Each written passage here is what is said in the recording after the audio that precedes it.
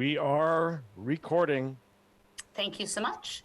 The March 22nd, 2022 meeting of the Public Safety and Human Services Committee will come to order.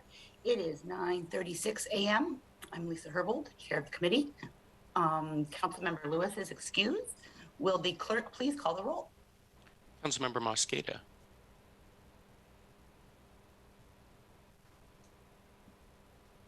Councilmember Mosqueda. Apologies, present. Thank you. Councilmember Nelson. Present. Councilmember Peterson. Present. Chair Herbold. Here. We have 4 present. Thank you so much.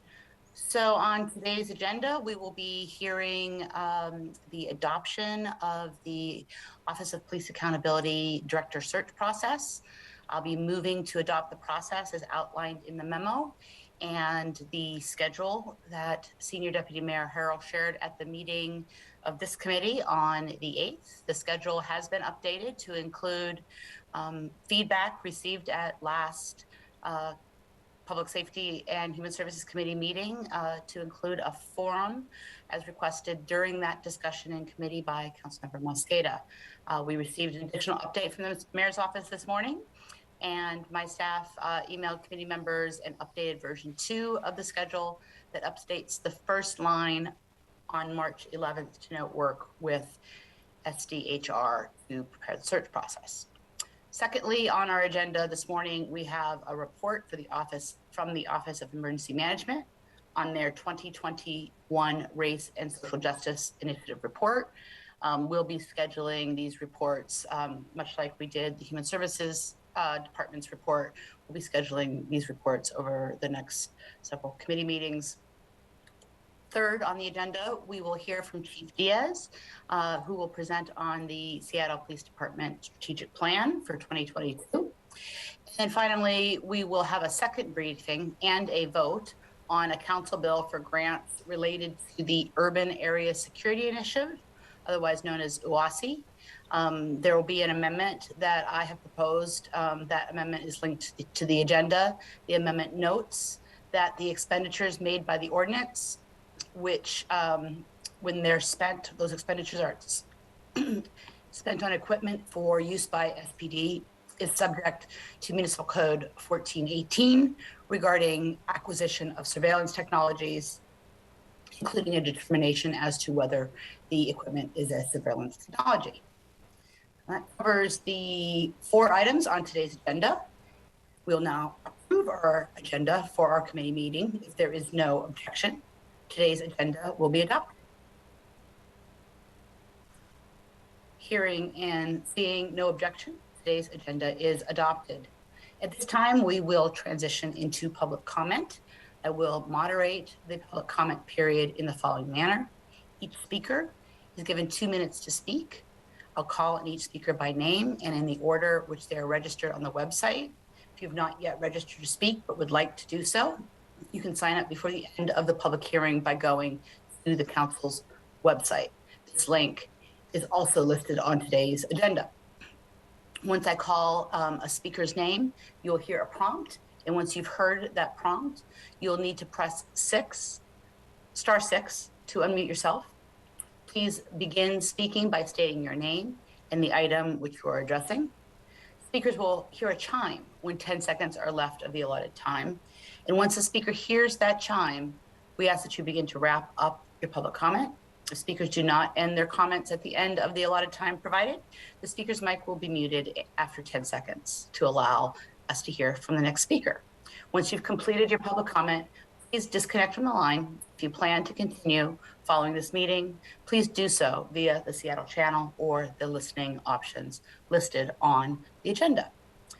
We've got 3 people in the queue signed up for public comment, and I will read the first speaker's name. First, we have Howard Kale, and Howard will be followed by BJ Last. Howard? Good morning. Howard Gale, District 7. In Nashville, Tennessee, on January 27th, the Nashville police killed Landon Estep, a man experiencing a behavioral health crisis and wielding an edged weapon.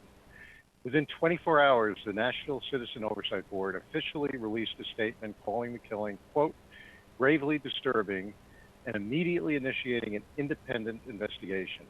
The National NAACP stated, quote, "It appeared as a firing squad, as an execution."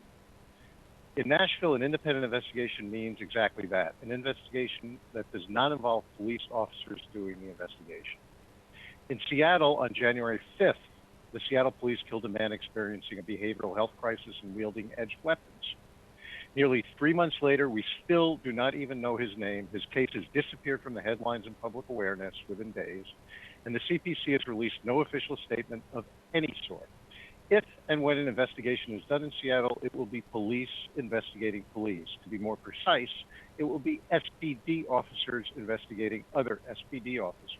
It is hard to comprehend two such radically different approaches from two such similar cities having nearly identical populations in terms of numbers and demographics. It is also unambiguously clear that a proactive and community-involved citizen oversight board in Nashville helps produce a radically different response from the local news and community organizations when compared to what happens in Seattle. In Seattle, it is the silence of the the CPC that begets everyone's silence. Nashville has had their Citizens Oversight Board for 3 years and 2 months. It is a system chosen by the people through an initiative. 3 years and 2 months. On March 27th, this month, the Seattle CPC will be starting its 10th year. For over 10 years now, we have suffered through a police faux accountability process foisted on the people of Seattle. We need an independent oversight board. Go to seattlestop.org to find out how, seattlestop.org.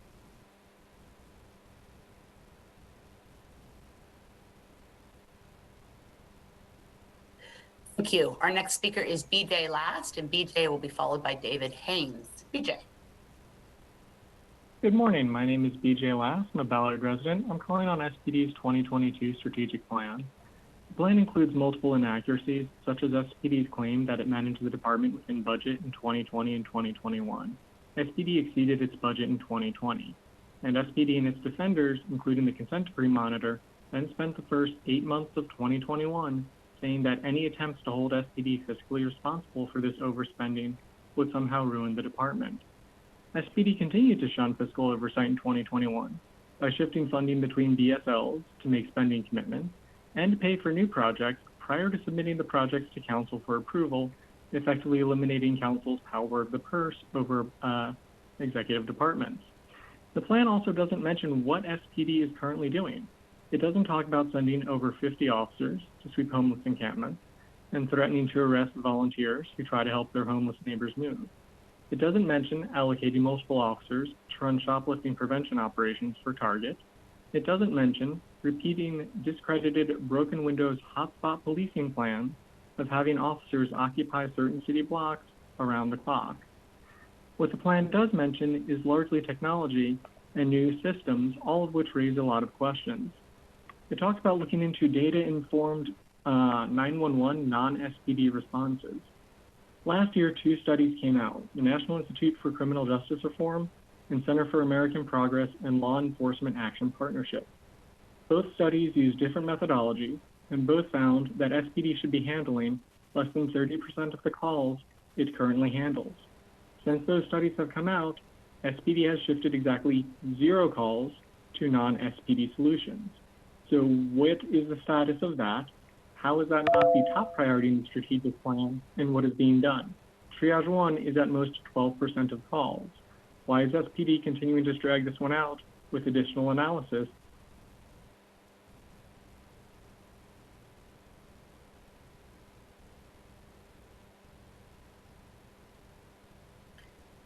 Thank you, BJ. Our last speaker is David Haynes. David? Thank you, David Haynes, District 7. Public safety is at an all-time low.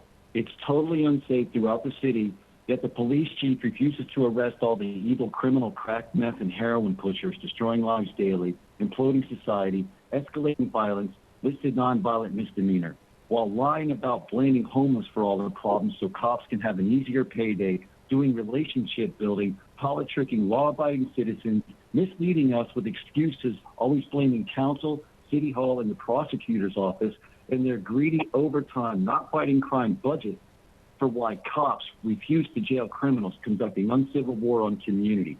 creating a bunch of customs violating junkie thieves and strung out disease, repeat offending mental health crisis psychos.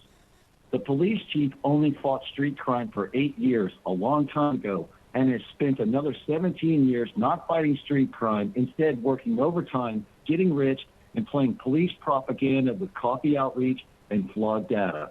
The police chief has sabotaged every specialty unit and has created his own training program that has completely mismanaged the whole effort of proper policing. It's obvious the police chief is allowing media reports and following media reports and only sweeping out of sight crime hotspots that are allowed to continue crimes around the corner and in all the original areas of hotspots. Only time Seattle police take credit for fighting drugs is when they rely on the federal agency to help them look good, only going after rich drug pushers, while Seattle police chief refuses to go after all the evil people who sell less than 3.5 grams connected to meth houses and traffickers, which result in robbery of one drug pusher being robbed by another, resulting in most gun violence. It's obvious we need a better police chief, not a race-baiting hypocrite conducting war on the poor while lying to community about why cops refuse to jail 20 people in my park at Pioneer Square every night, making life hell. Just take a look at the crime Seattle is focused on. They don't. Thank you. Just want to note that in public comment, I ask that folks please refrain from making accusations or impugning the motives of individuals, and to keep your comments focused on policies and activities of the city. So thank you so much, and that will end our public comment for today. Will the clerk please read in agenda item number 1? Committee agenda item number 1, adoption of Office of Police Accountability Director Search Process. Thank you so much. So item number 1, as mentioned earlier, will relate to the adoption of the Office of Police Accountability Director Search Process. Greg Doss of Council Central Staff is here to present. We had Senior Deputy Mayor Harrell with us to explain both the need for this council action as well as the proposed process moving forward. Greg, can you briefly summarize the action before us today? Yes, good morning, Madam Chair. Thank you, and good morning, members of the committee. The action before you today is a memo which will be put before you for a vote. And if you vote on the memo, then it will be forwarded to the clerk to be filed.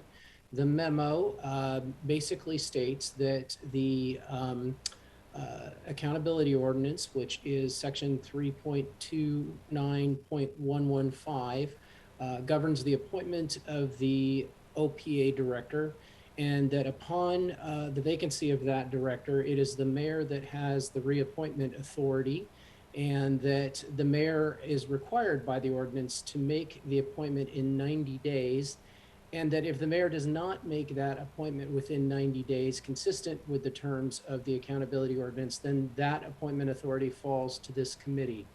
And so what the memo is doing is adopting the document that the deputy mayor put before you on March 8th as the search process that the mayor's office is going to use as the committee's own search process, so that the provisions of the accountability ordinance are being met, and the memo is more or less acting as an extension process, so that the mayor's office has enough time to do the search, and the committee and the mayor's office are in alignment on the search process.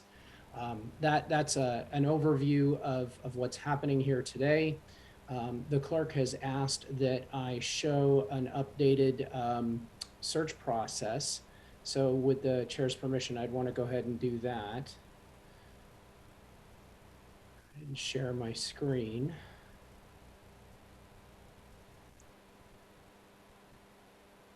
And this is not working.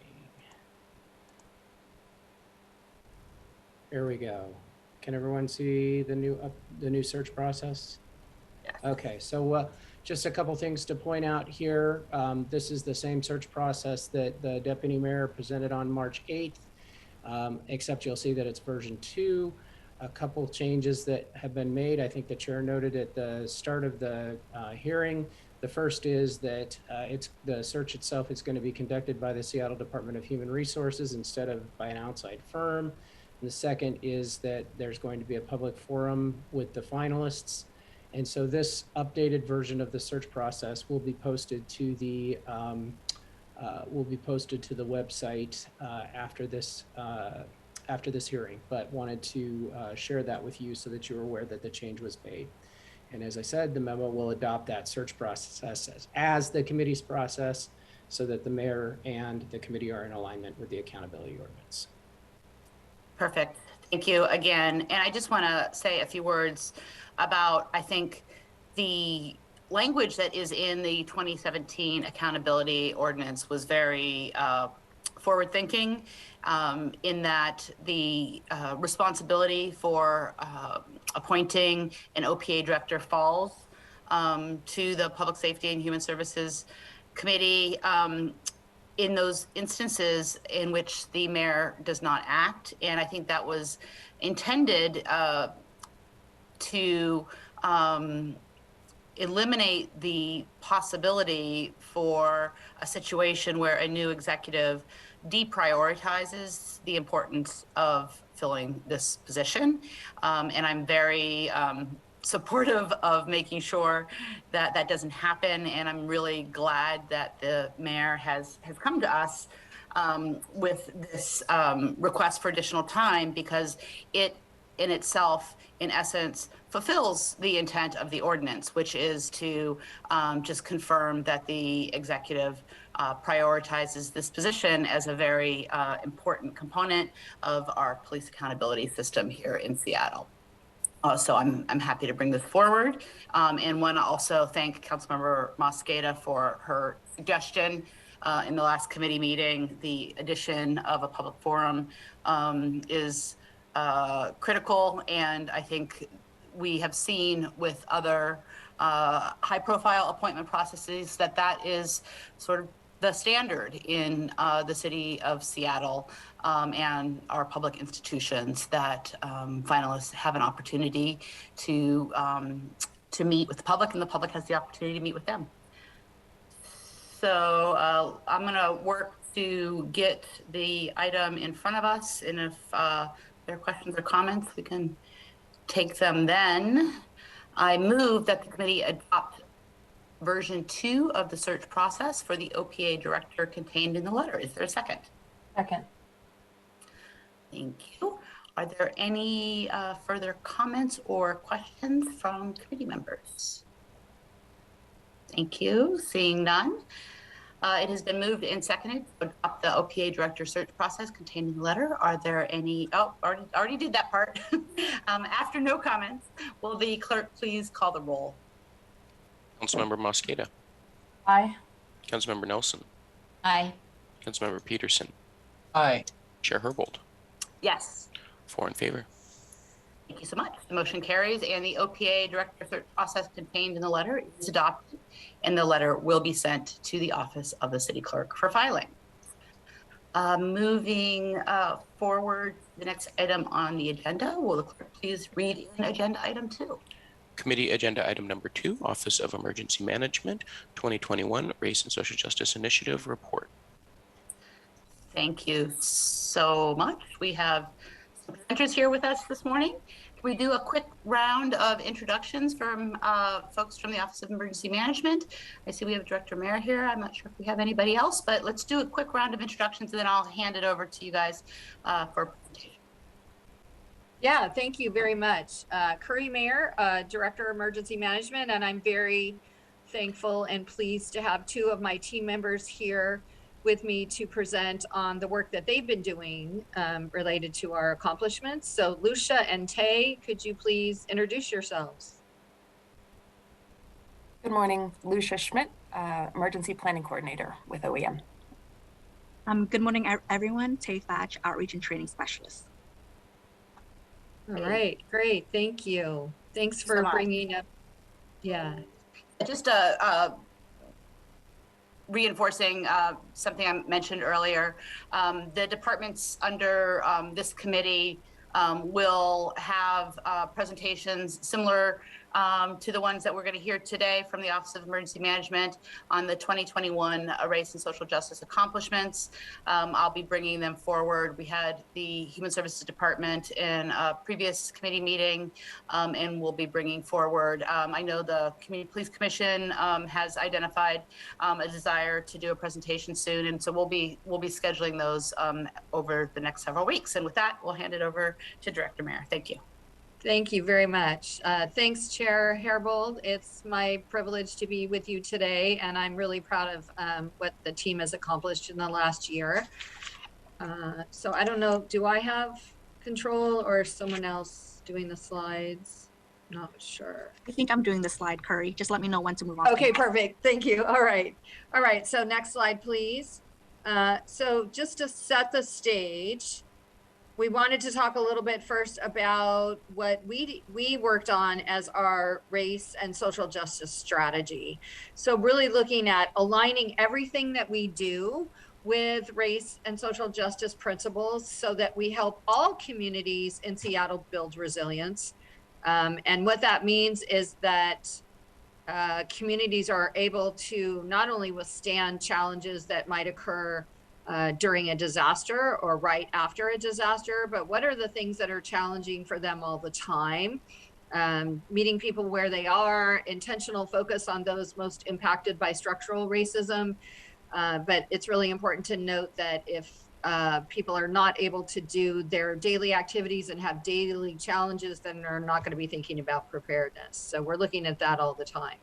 We also really focus on assisting communities by listening to their perspectives and seeking to understand what are their critical needs and what preparedness and mitigation actions will be most meaningful for them. Okay, next slide, please.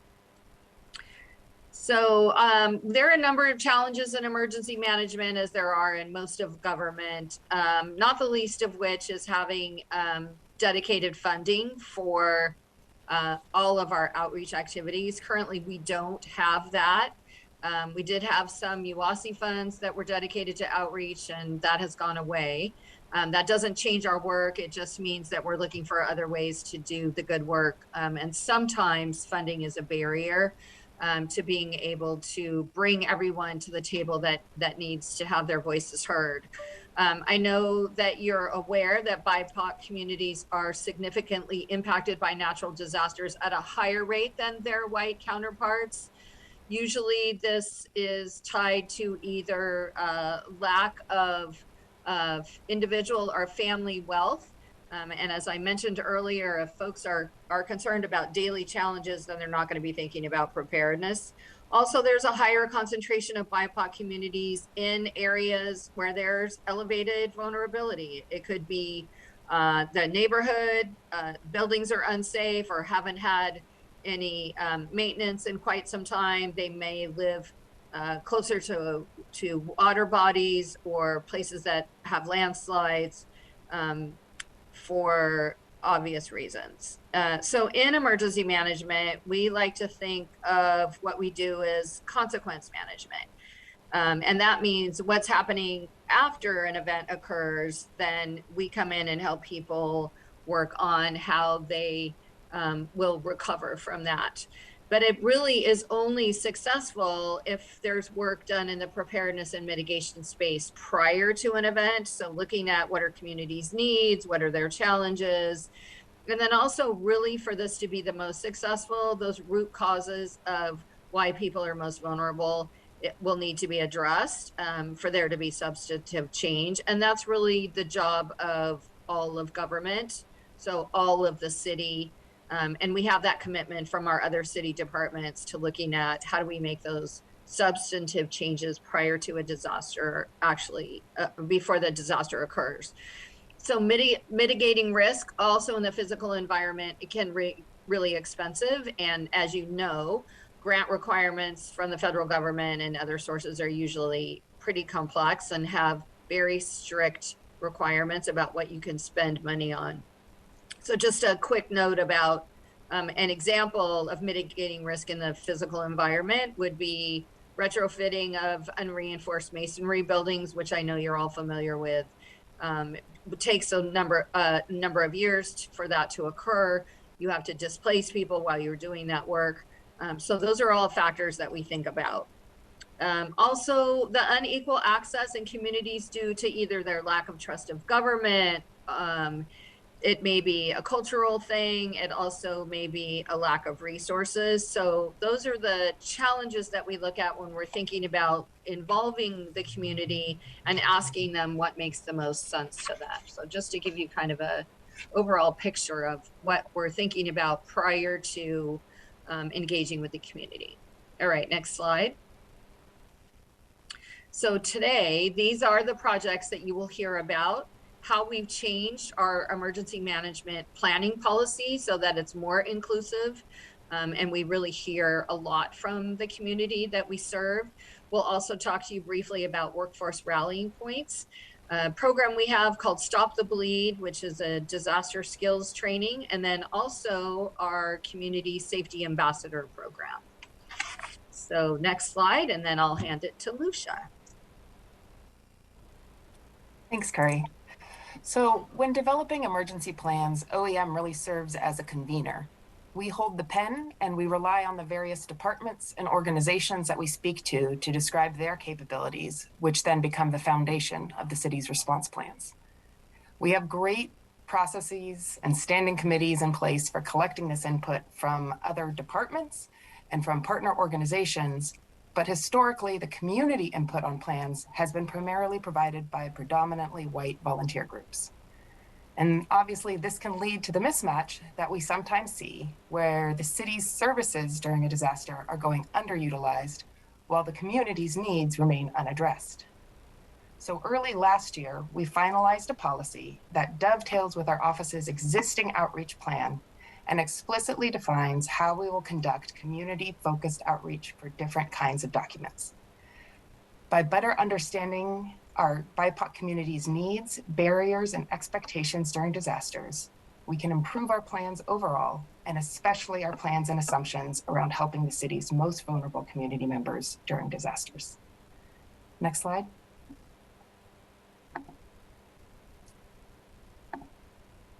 So here are a few of the RSJ benefits that we've seen since implementing the planning policy. At a very high level, just having the policy has improved the transparency of our government processes so people can understand how they might provide input into the planning process, and it has institutionalized the need to speak to the people who would be most directly impacted by disaster response plans. At a more practical level, implementing the policy is providing valuable input into specific plans. We'll be updating the city's evacuation annex next year, so our outreach team conducted pilot focus groups to understand the community's needs and expectations around evacuation, how they would expect to be notified, what would encourage or prevent them from taking action, and so on. In the coming weeks, we'll be conducting focus groups on extreme heat, and then we can take what we learned from that to our colleagues within the city and with partner organizations to discuss how we can collectively improve our response. Some of the city's emergency plans are more internal facing, so the community that we need to gather input from is the city workforce, and the workforce rallying points are an example of this that I'll discuss more on the next slide. One lesson that we've learned as we implement this new policy is the importance of reimbursing community partners for their time and input into our planning processes. This is something that our office has not had to budget for in the past. And so for the current and the planned outreach that we have right now, as Curry mentioned, we've been able to use one-time funding such as Urban Security Initiative funding. But as Tay will discuss more, this funding is unreliable. Next slide. A catastrophic earthquake would damage transportation and communications infrastructure, preventing city staff from reaching their work assignments and preventing remote work, while simultaneously creating an unprecedented need for skilled workers. The workforce rallying points are our strategy to address this conflict. And I do want to emphasize that they are a construct specifically for the big one, a disaster that causes system-wide communications and transportation failures. A workforce rallying point is essentially a predetermined location where city staff who are unable to make it to their normal work location can show up and be connected with the citywide response and guidance via amateur radio operators. This planning advances equity by supporting decentralized response and decision-making, meaning that the responders who are on the ground in an impacted neighborhood, who by design are more likely to live in that neighborhood, are the ones who are determining that community's needs.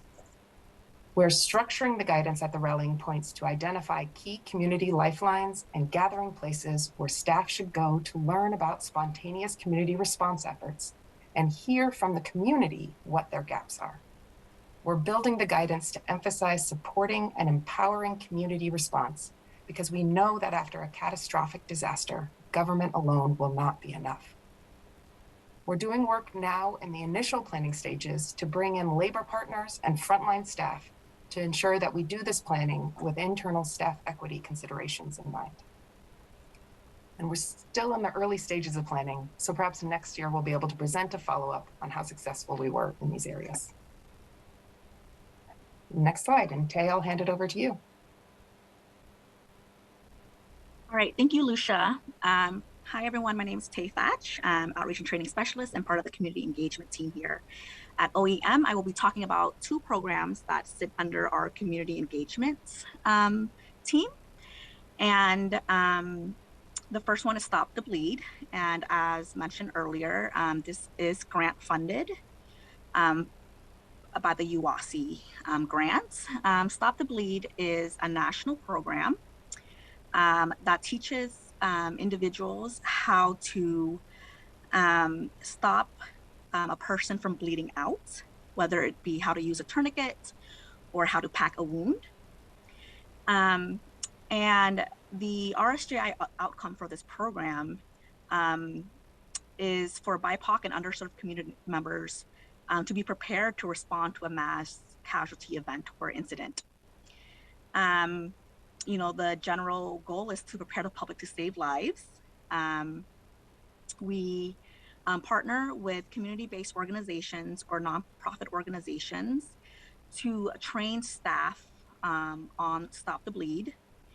And the program is currently managed by an individual in our team, but we have volunteers go out and teach the skills. To be able to go out and teach Stop the Bleed, you must be a paramedic, an RN, a physician's assistant, or a medical doctor who have successfully completed a bleeding control provider course.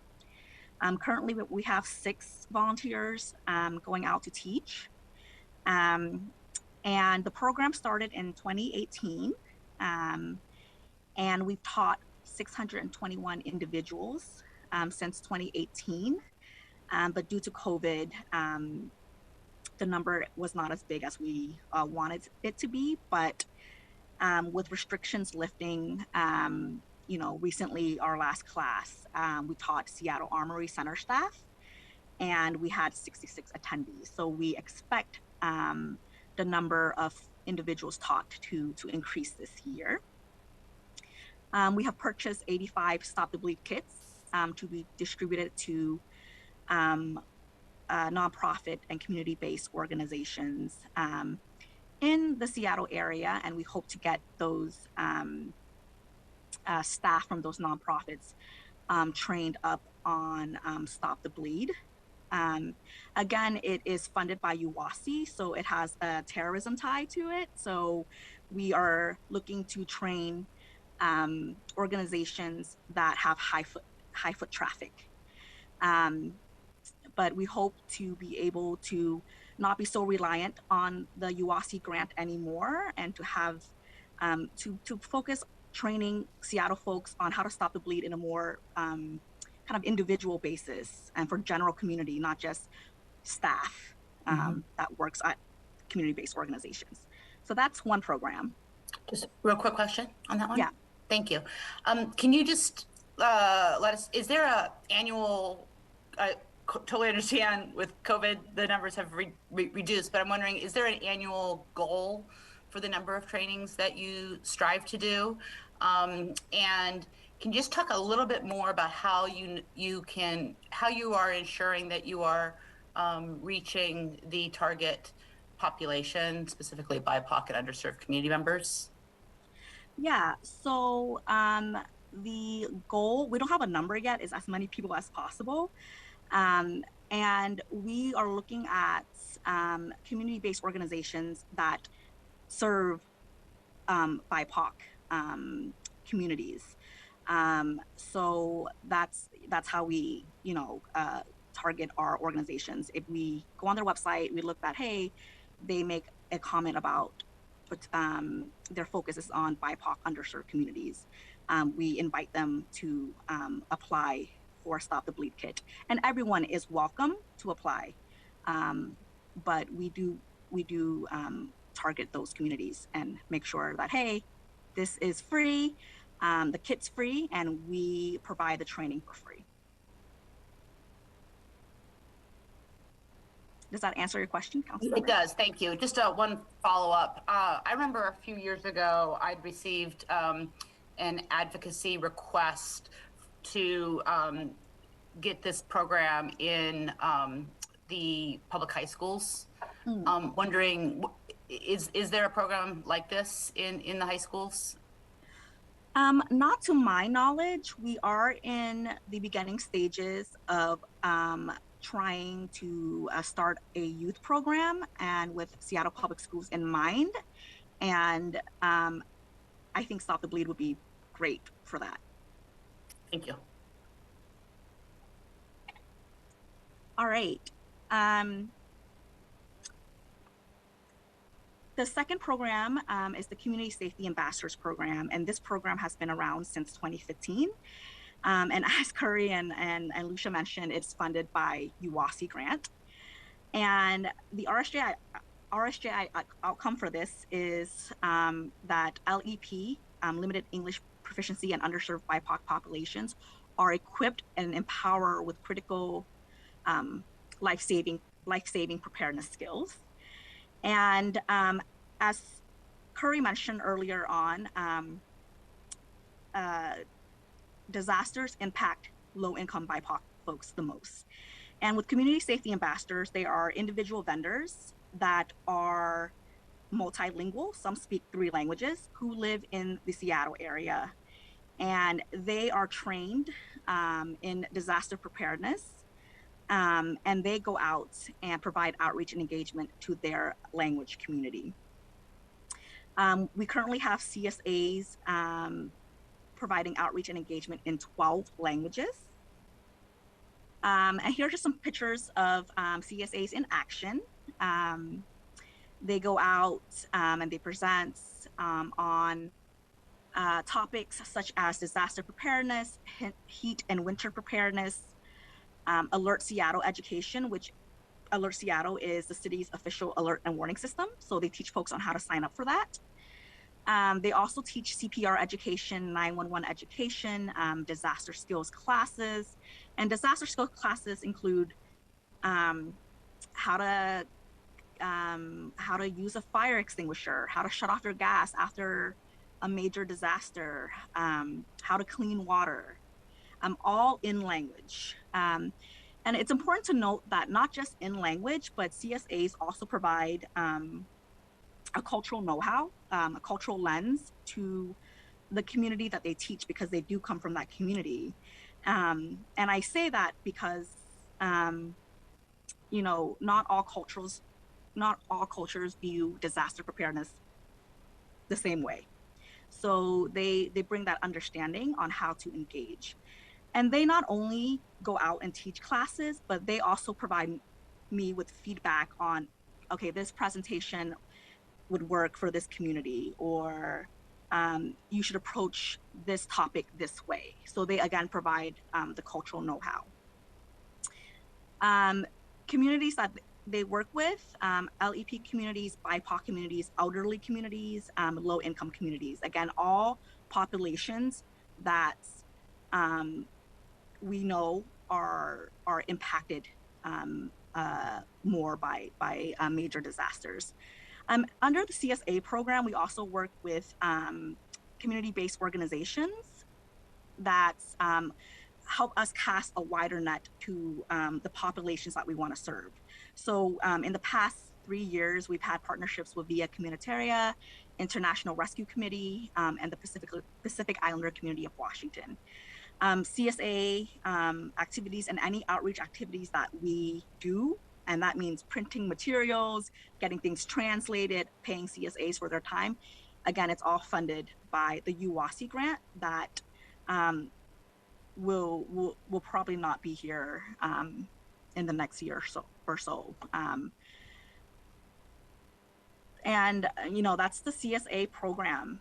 It's been around since 2015, and it's still going strong. And we're continuing to look for funding for that program as well. And I think this next slide is Curry. Great. Thanks very much, Tay and Lucia. Really appreciate it. So just to kind of sum things up and give you another lens to look at what it is that we've been working on.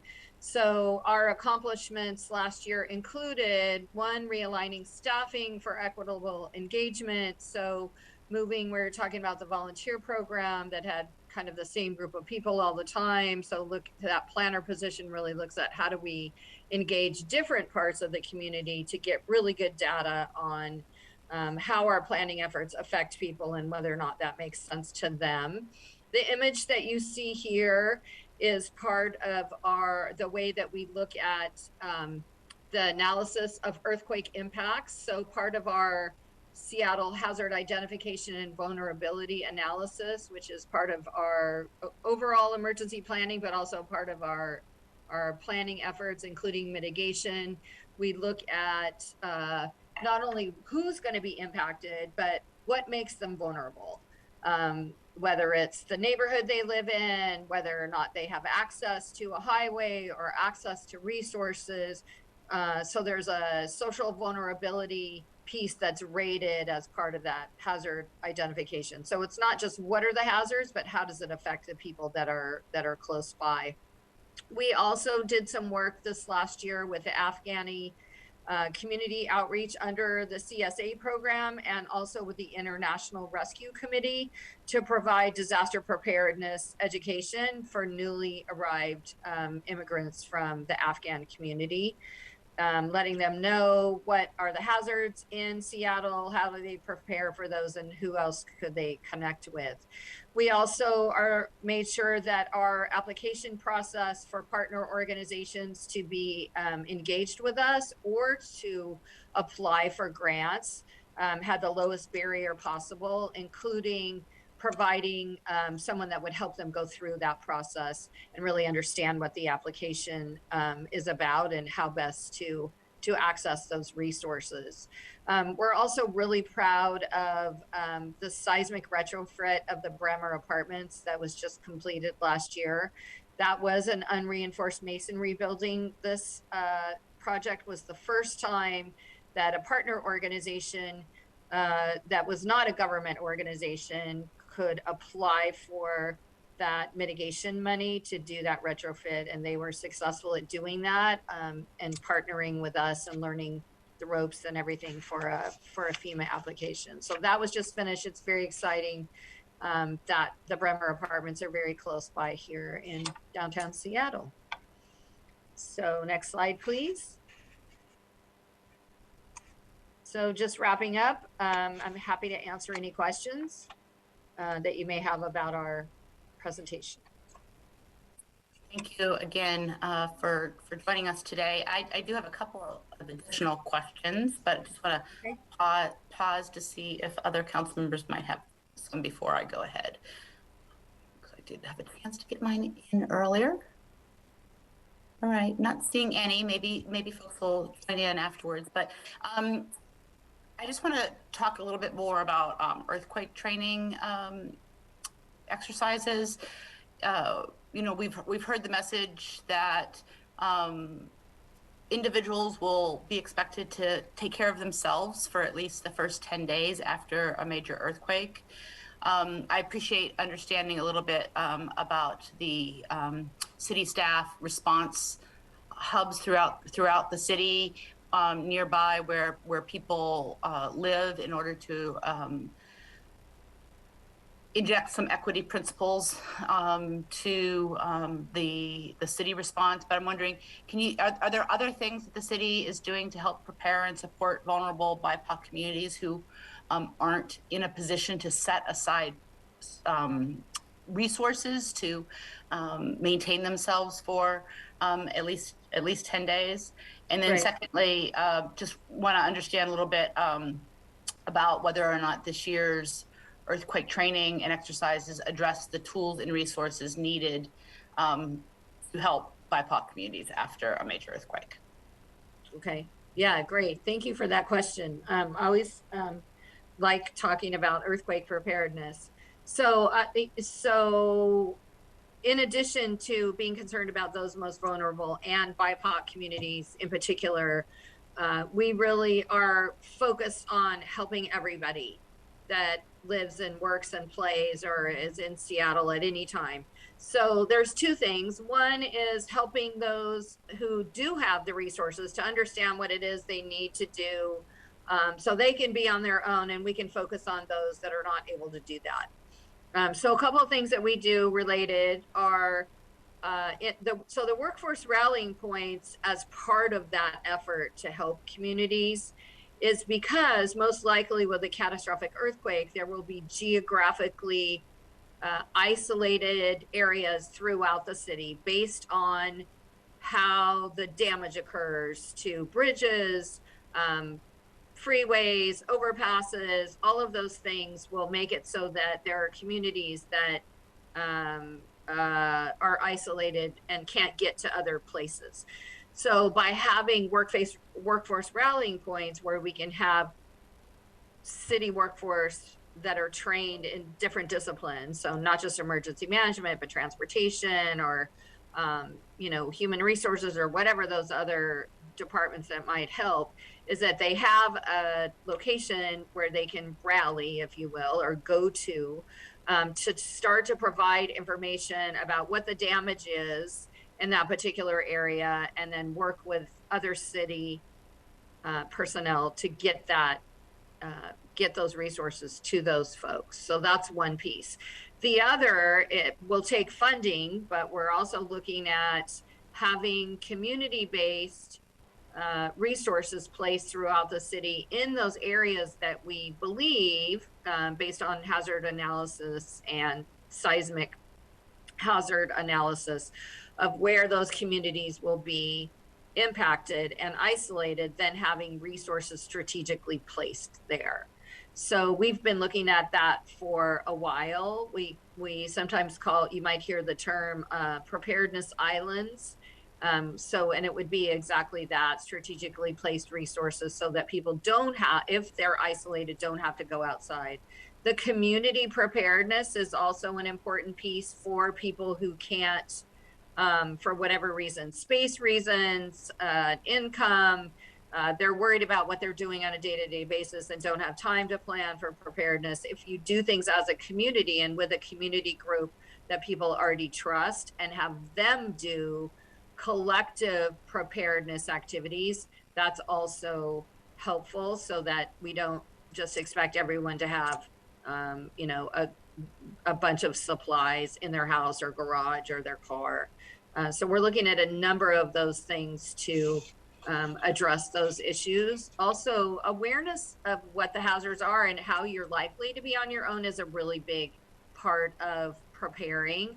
And that goes back to working with those CSAs, the community safety ambassadors, to understand what communities are thinking about and to also give them some information about how they might be isolated for a while, where to go to get that community support, and plug into the community preparedness of those other organizations. Thank you. So just to be clear, though, there aren't stockpiles of food and water to survive 10 days located in areas where we know there are high concentrations of BIPOC and vulnerable communities. That is something that we're working towards. So is that what I'm hearing? Yeah, so it's really a little more nuanced than that, because there are community organizations that do have supplies some faith-based organizations and some other community groups do. So where there currently are supplies, part of our job is making sure people know where to go to get that. But if we had the funding, absolutely, we would have, 7 to 10 places throughout the city where we know you're not going to be able to go over this bridge, or this part of the freeway is likely to be down and you're not going to get past that. Where is the community resource hub, if you will, or cache of supplies? That would take additional funding for us to be able to do that. But we're already planning what would that look like, and how could we best strategically place those resources. So yeah, I appreciate the question. Thank you. Thank you. All right, I don't have any additional questions. Not seeing any from my colleagues. Again, really appreciate all of the care that goes into this work, care for our city and care for the resiliency of our residents. So again, thank you for being with us today. Yeah, thank you for having us. I'm really proud of the team, and I appreciate the opportunity. Thank Great you. work. Bye. Bye-bye. Thank you. All right, will the clerk please read in agenda item number 3? Committee agenda item number 3, Seattle Police Department Strategic Plan. Thank you so much. We're joined by Seattle Interim Police Chief Adrian Diaz and also the Chief Operating Officer Brian Maxey. They're both here to present the Seattle Police Department Strategic Plan. I appreciate the note in the foreword of the strategic plan. Just want to make a point of this before we jump in, that this is not a closed plan and that you encourage engagement and ideas. Thank you so much. And with that, I'll hand it over to Chief Diaz. Thank you for being with us today. Well, thank you for having me. Good morning, Public Safety Chair Herbold and all the council members. Thank you for having Chief Operating Officer Brian Maxey and myself here to cover our strategic plan. I first want to start off with acknowledgement regarding 3 homicides within the last 5 days. Each of these incidences, the victim has been homeless. The Central District, the Chinatown International District, and the U District communities have all been impacted. And we continue to see that escalation of gun violence, which has almost doubled since last year. Officers responded to over dozens of 911 shots fired called this last weekend. Not all the calls were we able to recover shell casings or observe bullet damage, but we know our communities continue to feel this violence.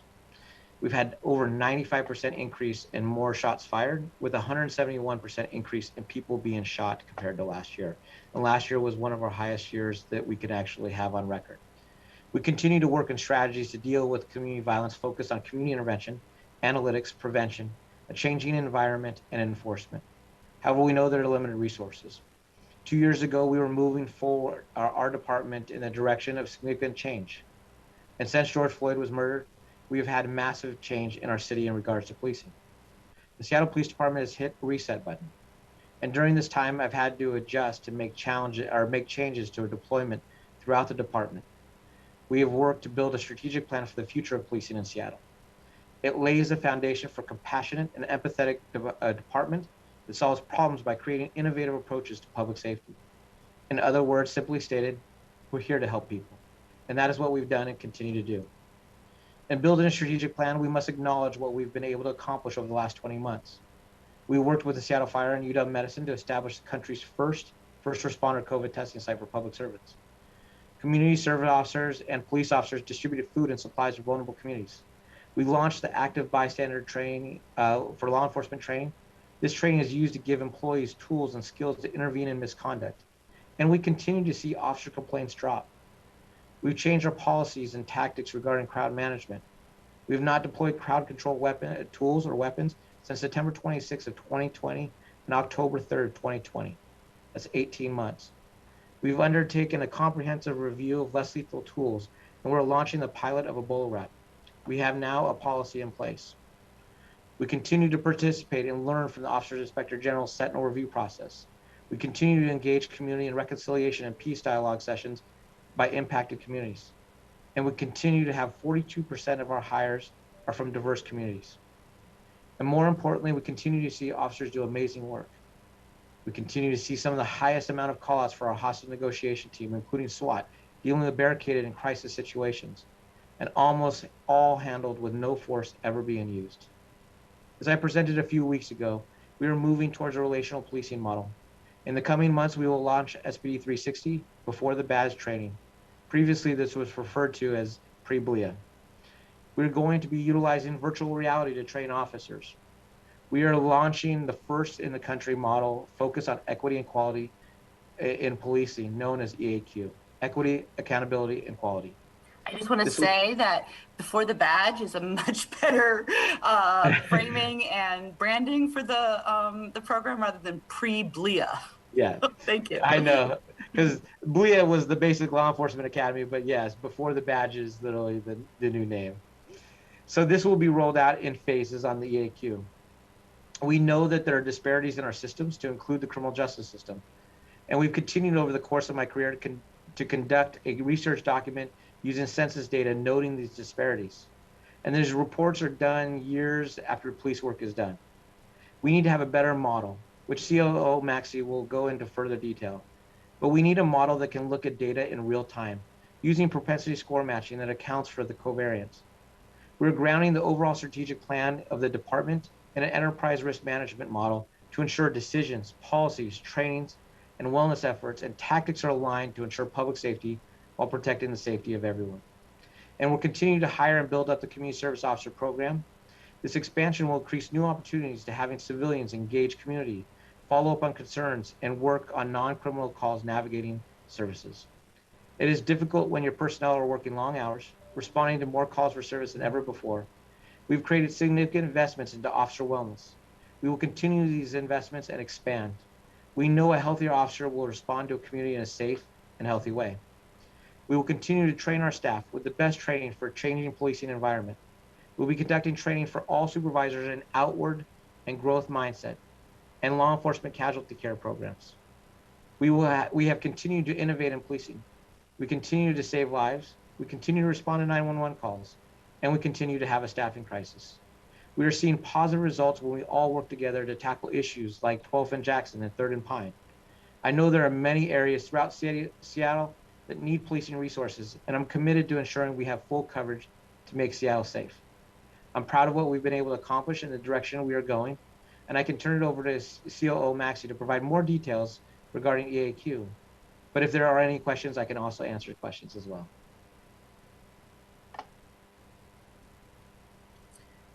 I want to thank you for this overview. Do want to take a pause in case there are questions for the chief before we go into the presentation. I do have one. You mentioned the Bolo Wrap launch pilot first, I believe. Can you just let us know when we expect that pilot to launch? Also, on the issue of continuing to build up the CSO staffing, wondering if you could let us know sort of where we're at on that. Are we on target for hires for 2022, and what's it look? Are we having this, the same challenges on recruitment for CSOs as we are for officers? Yeah, we did see a little bit of a decline in the amount of applications for CSOs. However, we are on pace to do hiring in 2022, meet the hiring demands. We've actually just did interviews over the last several weeks. And so I know that some of those interviews will then go to the process of offering people employment and then backgrounds. And those backgrounds do take a little bit of a time, but we are prepared to making sure that we rush some of those applicants through the background process. And Bolo Wrap? Oh yes, Bolo Wrap. So on the Bolo Wrap, there are a couple of versions of it. So we're looking at the latest version. The latest version uses technology very similar to an airbag deployment. So they're using microchips to be able to, be able to push out how the wrap is actually done, and it's a much safer sound, and it's a much safer process. You don't want it to sound like a gun. We don't want it to sound like a gun, and so we wanted to make sure that we get the latest version and moving that forward. before we actually test it out. So that's what we're waiting on right now. And do you have an ETA on that? I know That I checked do not on this a know. little bit. Don't. No, that I don't know. It's really just upon waiting, making sure that we have the version 2 model that allows us to have a better deployment. And so I'm sorry, the question is the version 2 model available and we just haven't acquired it yet, or is it not available yet? That's what they're working out to push out. That's what the company is still working on. So okay, perfect. So yeah, that's all we're waiting. We have actually a policy in place, ready to train and ready to move everything forward on our side. Thank you. And Chief, let me just jump in here. I believe we will have the new model as early as next week. Okay. Oh, that's great. Thank you. You heard it here first, folks. There you heard it first. One other question, and Brian, if this is covered in your presentation, I'm happy to hold it. But on the topic of officer wellness as a high priority retention policy that was recommended several years ago in a retention and hiring study, I think that came out in 2019, moving the staffing to a model of 4 10-hour shifts a week and I know that the department has been experimenting with a pilot to do so. I'm wondering if you could talk a little bit more about that. I can follow up on that. So we are still working with the union on a 4-10 schedule, just working out some of the details. One of the concerns in just general is just the staffing level and making sure that there is not some sort of mandatory overtime. I mean, the whole goal is to, for wellness and people get time off, and then to put on some level of mandatory overtime would not be in the best interest of us. So those are things that we are still working through on detail. But we know that giving more people days off, setting their days off, more recovery time makes it much more competitive, not only for our officers to be to have a level of wellness, but also it's more competitive with other jurisdictions as well.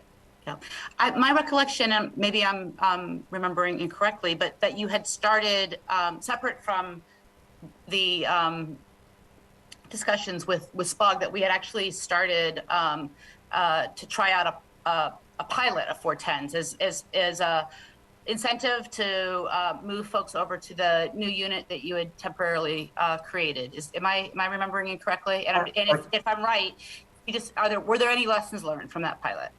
Yeah, so our patrol deployment is not on a 410. However, our community response group is on a 410. That is the new group that I created in 2020 to be able to respond to the emerging needs and also have a time frame of them during the most calls for service during the day. And so they have really appreciated that schedule, and many of them stayed on just because of the schedule.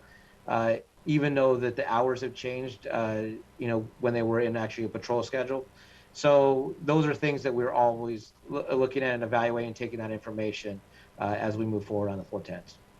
Great, that's very helpful. So I think the fact that folks have stayed on in that unit for the schedule, I think it tells us a lot. Appreciate your efforts in that important area of officer wellness and retention. Thank you. Brian, you want to take it away?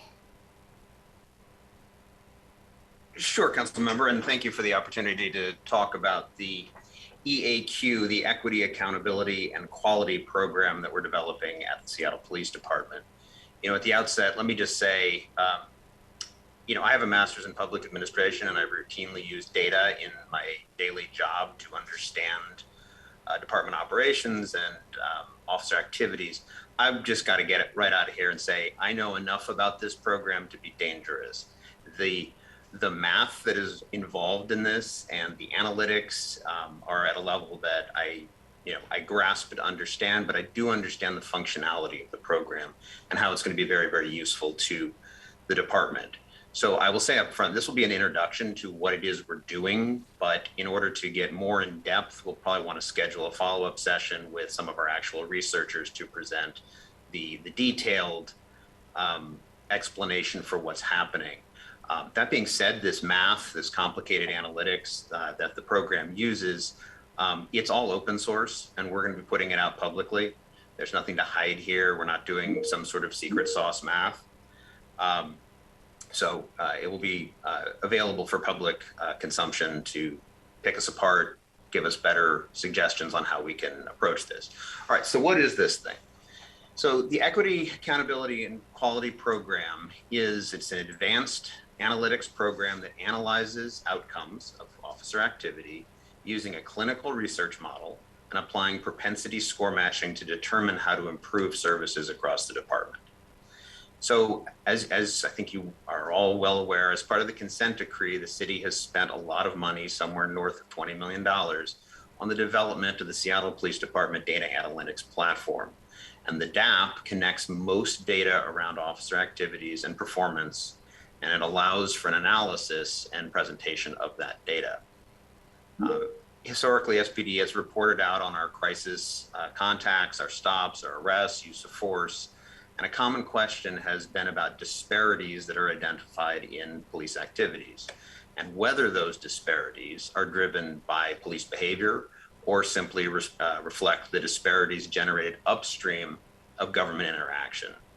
And I would submit that the answer to that has been primarily driven by beliefs, not data. And the mechanisms that have been used historically is to throw officer activity or any government activity over population census data to determine whether there is any disparity in comparing the outcomes of the officer activity and the representation of any demographic in the census data. This methodology has been long disparaged in the research community. As the Center for Policing Equity said in The Science of Justice, Race, Arrests, and the Police Use of Force, population benchmarks provide only a crude method for estimating disproportionality. And in particular, they do not allow for a clear inference as to whether the police activity is disproportionate to presence in any particular area or to legitimately provocative behavior. And by doing this type of analysis, it really has put Seattle Police Department on the defensive and at a disadvantage because there are clear disparities when you throw officer activity over population data. But frustratingly, this methodology, and we submit that it's not a very good one, really does not provide actionable intelligence for improving our activities. How do we, based on the information we have, improve? So we set out to solve this. And the EAQ, Equity, Accountability, Quality, really has three aspects to it. And the equity aspects, the E, attempts to resolve this very problem of disparities using statistical modeling. And so we started with the decision to frisk. And basically by controlling for all the collected variables, and there's over 100 of them, the department is able to identify decisions systemically. This is not at the individual officer level. We're looking for patterns in areas and these outcomes. But this allows us to find the patterns that are only driven by subject race data. In other words, we're able to control for that and see really what we cannot explain except by the subject race. And this is done, in the frisk context by looking at perceptions of dangerousness, which is a proxy for implicit bias in human decision making. And by looking at this, we're able to then develop a comprehensive program about what do we do with this data. And we are starting a program where we are going to, on a monthly basis, provide this information to leadership. And when they look at the patterns and they look at the information in these dashboards that we're able to present, we can start having command level discussions about what is driving this. If there's been a change in criminal activity that may have some form of racial underpinning, that could explain this. That wouldn't necessarily be in our data. But the important part here is, while the information that we're putting forth to these commanders does not mean any decision to frisk was racist or actually biased. It does mean that these are the ones that SPD identifies as we do not have an alternative explanation other than race.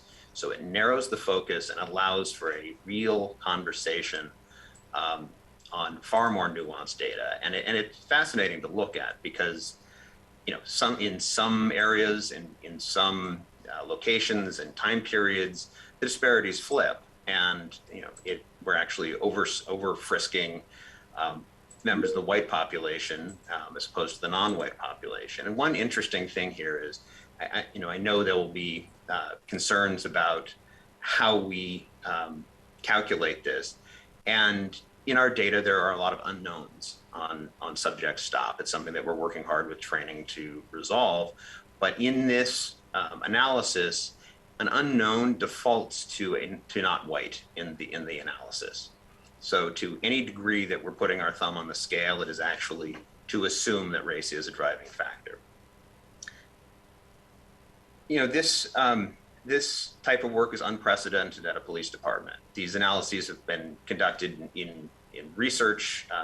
In Cambridge is the most notable, but that's based on information that has occurred after the fact. This is a real-time application to directly shape operations. And it's actually a pretty novel step in policing. I'm pretty excited to see how this rolls out. So that's the E in EAQ, the accountability. Really what we're looking at is hot and cold spots of policing. And you know, we have these competing allegations of over-policing in some communities and under-policing in some communities, and often those allegations are coming from the same community. So the perception is, are we there too much? Are we there for the wrong reasons? What's driving our deployments? And so what we did is we took the AVL data, this is our car GPS data, and placed it over calls for service. And we developed a heat map which shows where we are needed based on calls and where we are over present, where there's less call volume. At the most basic level, this controls for demand for service and visualizes our discretionary police presence. And this tells us about opportunities for problem solving in cold spots, and it shows hot spots of police presence where demand does not support the measure, hot spots. And this is going to allow us to look at our deployments, how we're managing it, and make operational decisions to ensure we are where we are needed. The last piece, and this is highly under development, and I'll look forward to presenting again on this, is really the quality piece of this. And for this, we're using Trulio, which is an application that I think we're still in the middle of the SIR to obtain. Somewhere at the contracting level. But what this application will do is it will read and classify information from body-worn camera data. And this will give us an estimation of quality of service based on an analysis of all recorded information. So it'll look at stress levels. It will be able to read and classify information from these, this volume body-worn camera data. So those are three things that are in the system as it's being developed right now. The E part exists, the accountability part exists, the quality piece is still being built. But once this system is in place, we're going to be able to add new components to it. And we will be able to point the equity analysis at stops and look at officer discretion in making those stops. So, in sum, this is a high-level statistical approach to better understand our activities, to explain them and correct them when needed. And I'll stop there for questions. Thank you. I just want to note that funding for the EAQ was a technology investment that the council debated during the budget discussions. And it was a technology investment that the council was considering cutting. My recollection is that the monitor for the consent decree weighed in and let us know that from his perspective, that was a bad idea. And so there's, I think, high interest in the utility of this data analysis for purposes of compliance with the consent decree. One, I'm wondering if you could talk a little bit about that. And two, I just want to flag I'm very interested in this topic. First, let me just preface my comment with that. When we talked about this presentation, I thought we were going to cover the strategic plan, and that's the document that is available for public review with the agenda. If we're going to do a deep dive in an element of the strategic plan, because there is such a high interest in this particular line of work, it'd be great to get some advanced materials on that. So we have the benefit of having maybe a more robust conversation. That would be super appreciated. But that said, maybe you could tell us a little bit more about how the EAQ relates to our commitments and obligations under the consent decree. And I can just briefly mention, so as we covered the strategic plan, we obviously covered the relational policing earlier on. EAQ is just a component of it. We will do something that's a little bit more comprehensive for a deeper dive into it. But I did want, it's one of the foundations that we're building out from our strategic plan. And so I wanted to have just a little bit of a snapshot into it today. So appreciate that. I guess I'm just reacting to the fact that I already feel that it's like up here, even though I realize that in reality, we are just dumping our toe in. So thank you.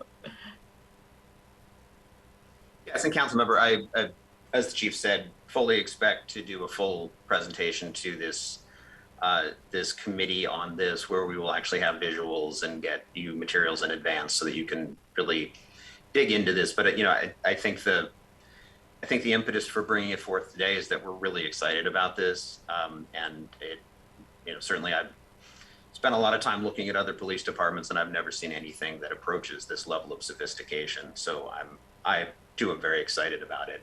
In terms of the consent decree,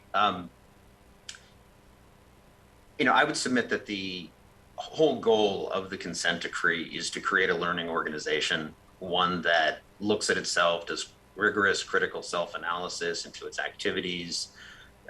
When you look at the consent decree, really what it is, it's about policy, training, and review, and then assessments of all of those criteria. I see this as the next evolution. I think this is beyond the consent decree. None of this is required by it. Certainly the data analytics platform was part of it that gave us the building blocks. But where we're taking it with this, this will certainly support our efforts in the consent decree. It will show that we're continuing the momentum that was generated by the consent decree. But this is the beyond, and you know, where we go with this, and as we continue to develop this into the future, you know, certainly we're doing this openly, and it is our understanding that our accountability partners will eventually be the backstop to the work that we're doing to ensure that we're continuing down the right path. But this, I think, is really just demonstrating the department's commitment to iterative improvement and reform and evolution. Thank you. To correct for the record, I've been reminded that I was incorrect. It wasn't the EAP that the monitor weighed in on. It was the DAP, the data analytics platform. But nevertheless, we have listened and made several of the technology investments, and really appreciate that we're going to have continued conversations about the application and how it will impact our commitments to equity, accountability, and quality. Got it. Any other questions from council members? Councilmember Nelson. Thank you very much for this presentation. I was reading the strategic plan, thinking that we were going to get into it in depth, and In the executive summary, it's noted that between 2020 and November 2021, SPD has seen over 325, this is on page 4, officers leave the department. And it goes on to say that in the face of these staffing constraints, the department has identified new approaches to recruitment and retention of qualified officers, etc. And then it goes on and talks, there are several bullet points of some of the initiatives, and one of them is launch direct recruitment strategy to maintain record levels of diversity and quality in hiring. You noted that in the introduction, but my question is around incentives. Mayor Durkin ordered hiring and retention incentives, that is no longer on the table. What I want to know from your professional perspective is, do those kinds of incentives work?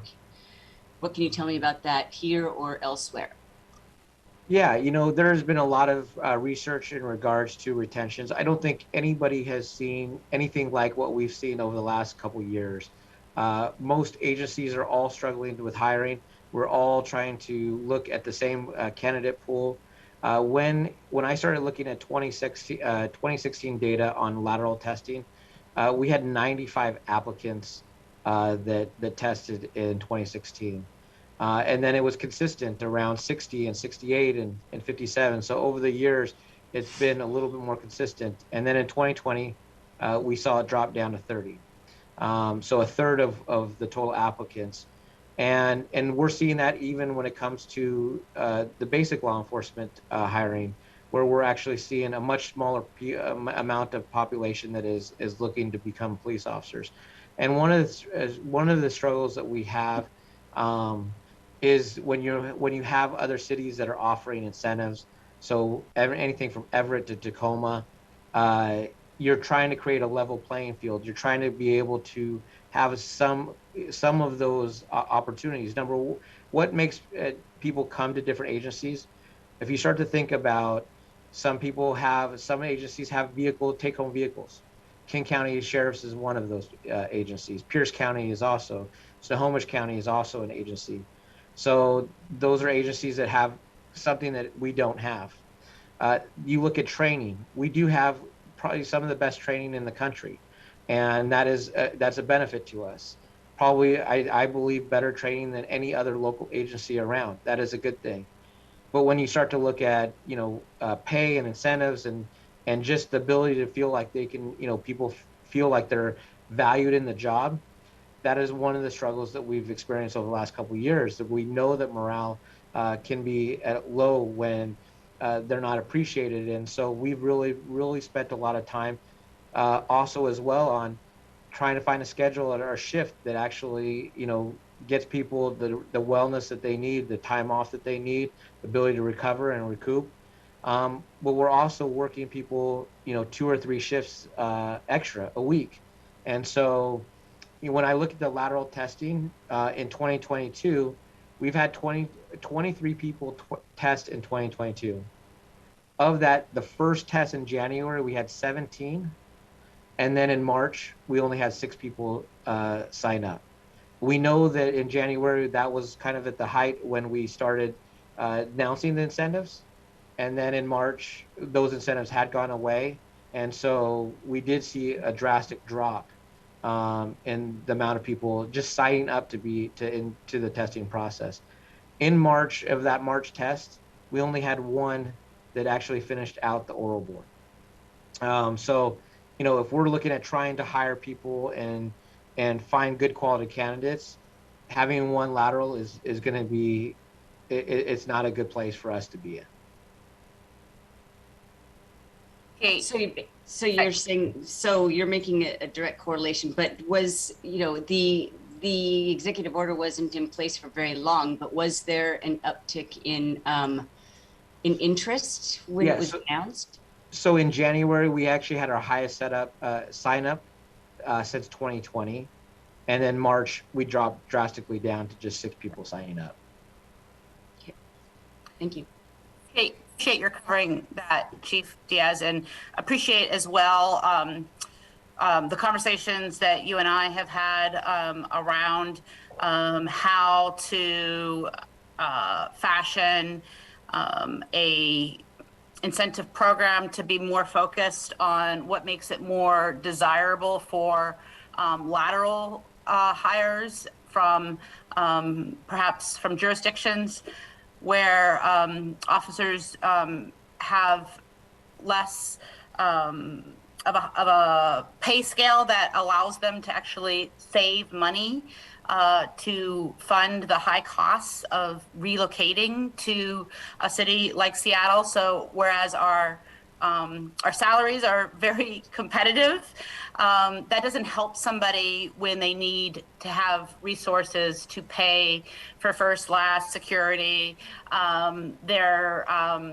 their uniforms, equipment that they're not actually compensated for, a lot of the costs associated with becoming a police officer here in Seattle. And so really appreciate the recentering of your proposal for an incentive program towards relocation. I think we might be seeing something similar to that perhaps for other departments. We have asked for a study from or a report from the executive to look at the needs of all departments. I also want to flag here the conversations that we've also had around retention and the legislation that was recently passed in the state legislature regarding the police department pension program, and some reforms that were done to make the pension program more solvent, but that might have the consequence of encouraging officers to retire early, and appreciate that there may be some sort of counter incentives that we might want to consider to sort of balance out the incentive created by that new state legislation to keep good officers with experience here.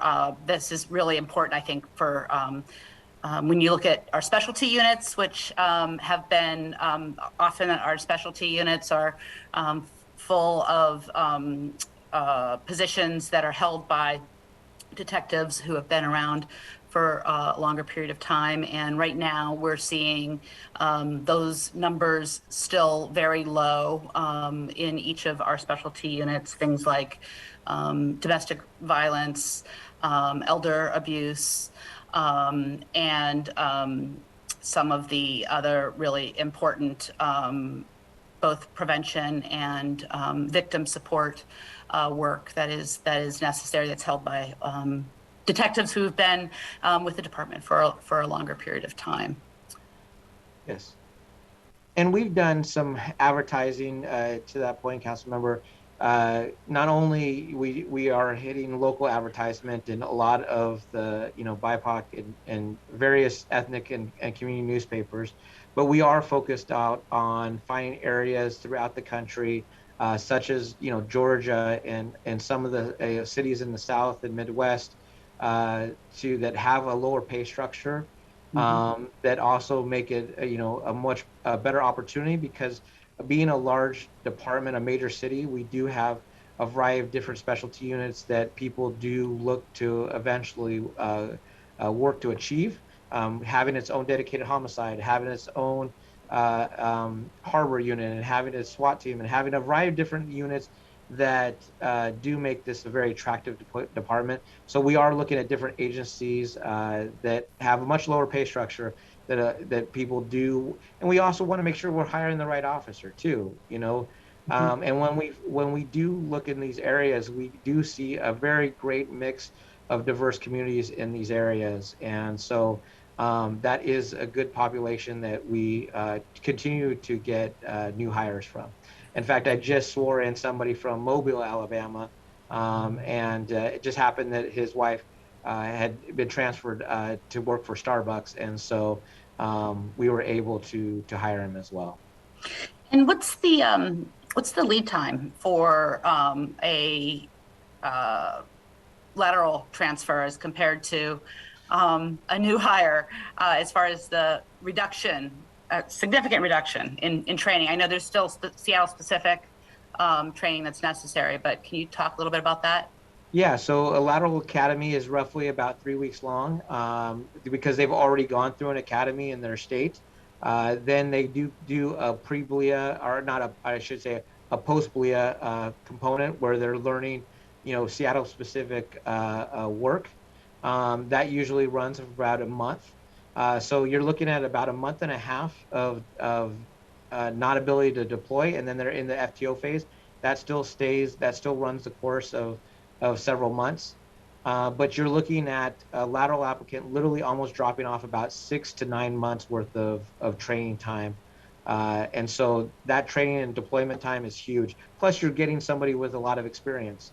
And we've actually had people that had experience in Detroit that have worked in a detective units, and they've already, now that they're in our department, they were already moved to a detective unit, and they're already making really, really amazing arrests, amazing cases. And so having that experience has been invaluable. Great. I think there is a lot of good reason to focus on lateral hires in recruitment. Before we close this line of not saying that we're ending this conversation, but as far as the issues around hiring, just wondering, could you speak to, and you may have already covered this, and if so, just restate it.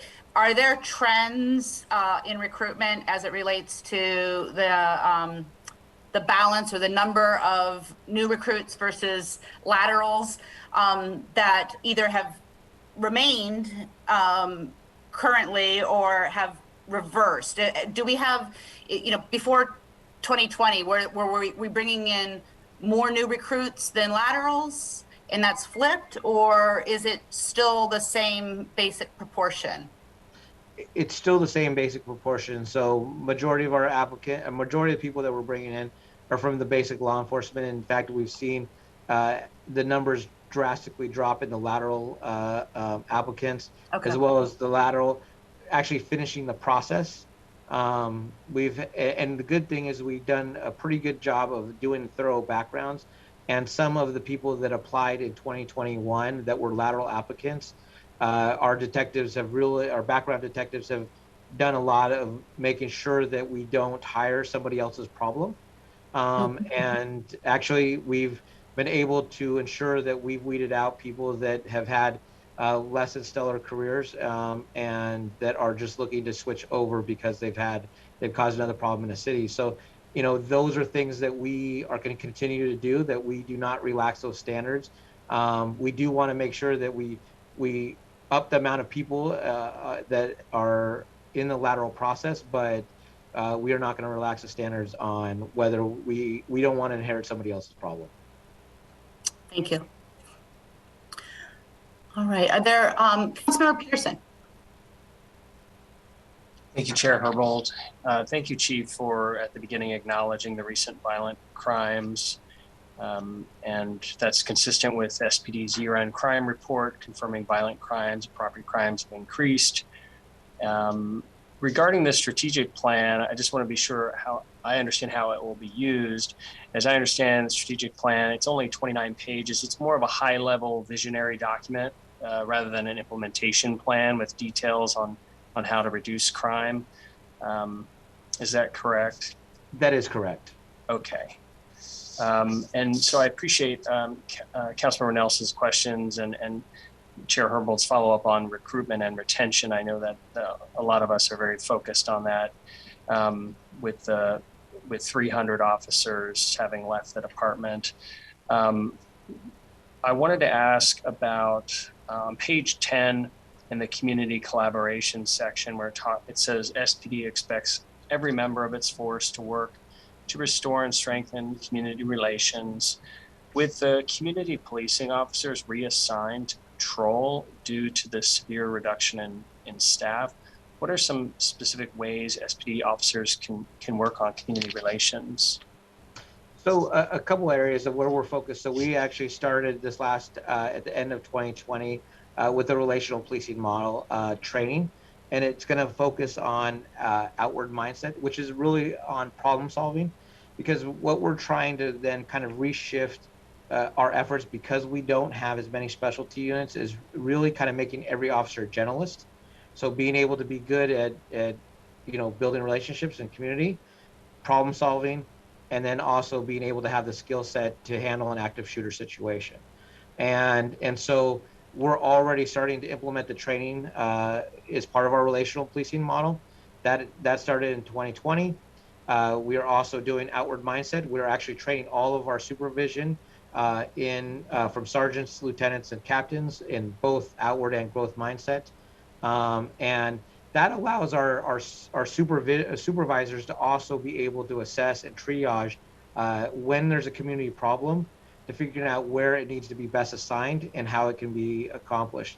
And we're finding, I mean, I am drastically missing my community policing teams. I mean, that's just, they really were able to handle a lot of, put out fires before they became big issues, and not having those is hurt. It hurts us quite a bit, but it's really having us to rethink about how we train our officers into more of a generalist mentality.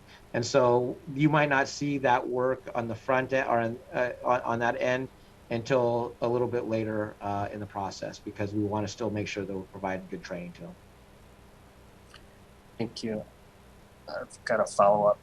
Oh, okay. Go ahead, Councilmember Pearson. I also had a follow-up, but I think maybe you're going to cover the topic. It's actually a second question rather than a follow-up on that one. So if you want to go first. Yes. And this might not be a follow-up, and if it's not, I apologize. What I thought I understood Councilmember Peterson to be asking, and I appreciate the answer sort of focused on the sworn force, but what I thought I heard him asking is how we are going to, given that there are only so many officers that we know that we can hire in a year, and we're going to do our best to hit that number. We have a department that has I think it's actually 375 fewer officers now than it did in early 2020. But what are we going to do to maybe sort of refocus some of our public safety work towards non-uniformed parts of the department? Because that's what I'm hearing from a lot of community members. People are starting to understand that we've funded the department for as many officers as you can hire, but it's not enough, because we need to be doing something different to activate the staff, either that we have or to increase the staffing for non-uniform folks who are focused on public safety, like the CSOs.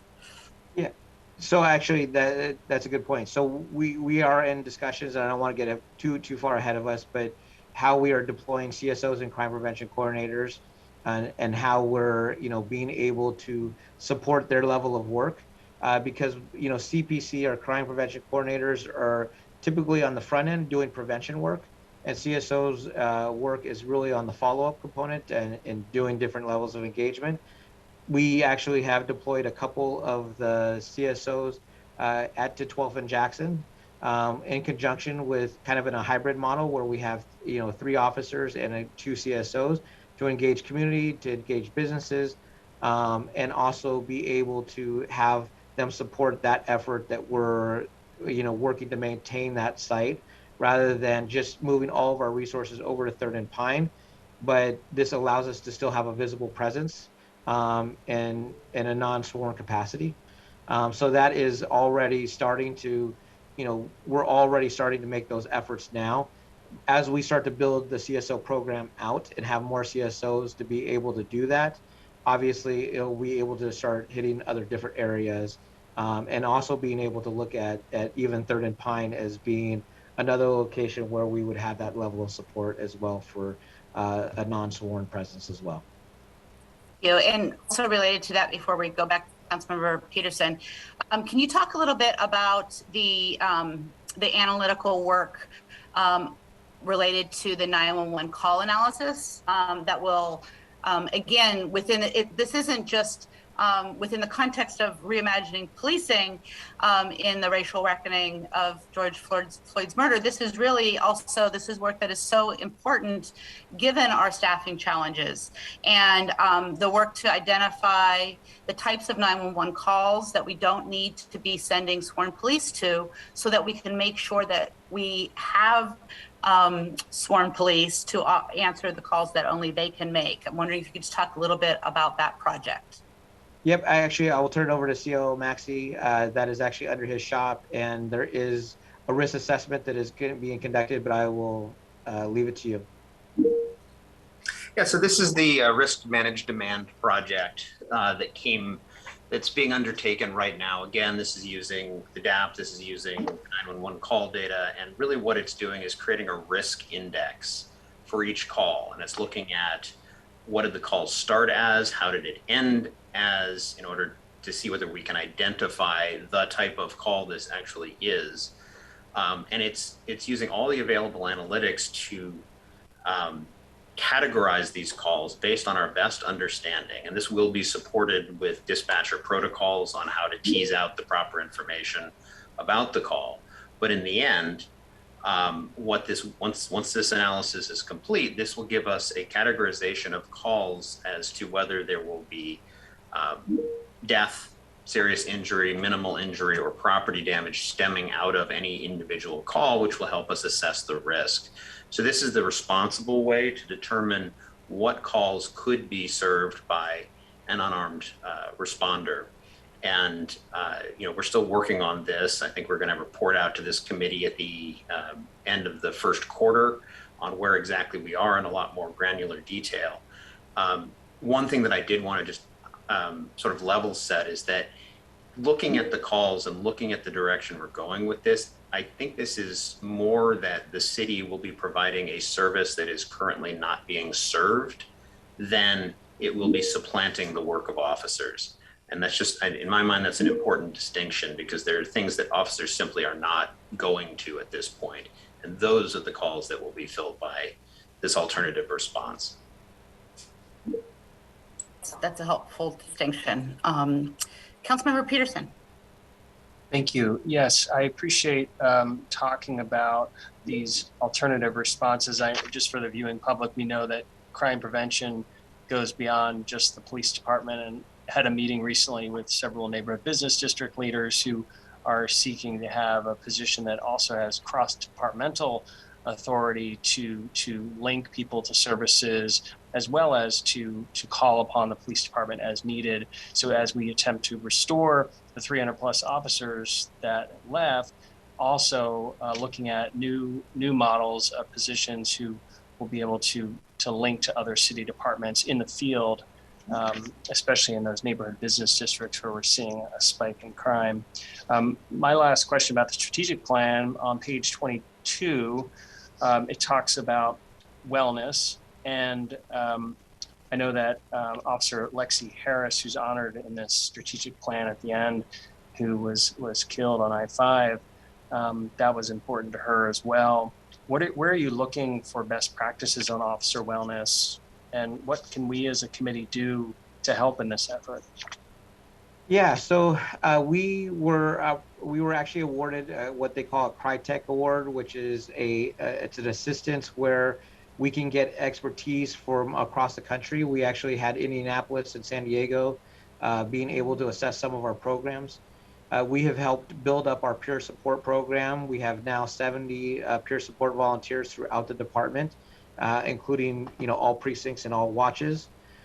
We also have our mental health professionals that are on contract, and we are deploying them at the various precincts, including East and West precincts, which have seen probably the most activity as far as even demonstrations from 2 years ago. But we want to make sure that we assign MHPs in each of our precincts, so that way they get to know each other, build relationships, and be able to see the very early onset where there could potentially be a decline in an officer's performance. We also are doing a Vet Corp, which is for SPD employees who are veterans, and they provide benefits and services.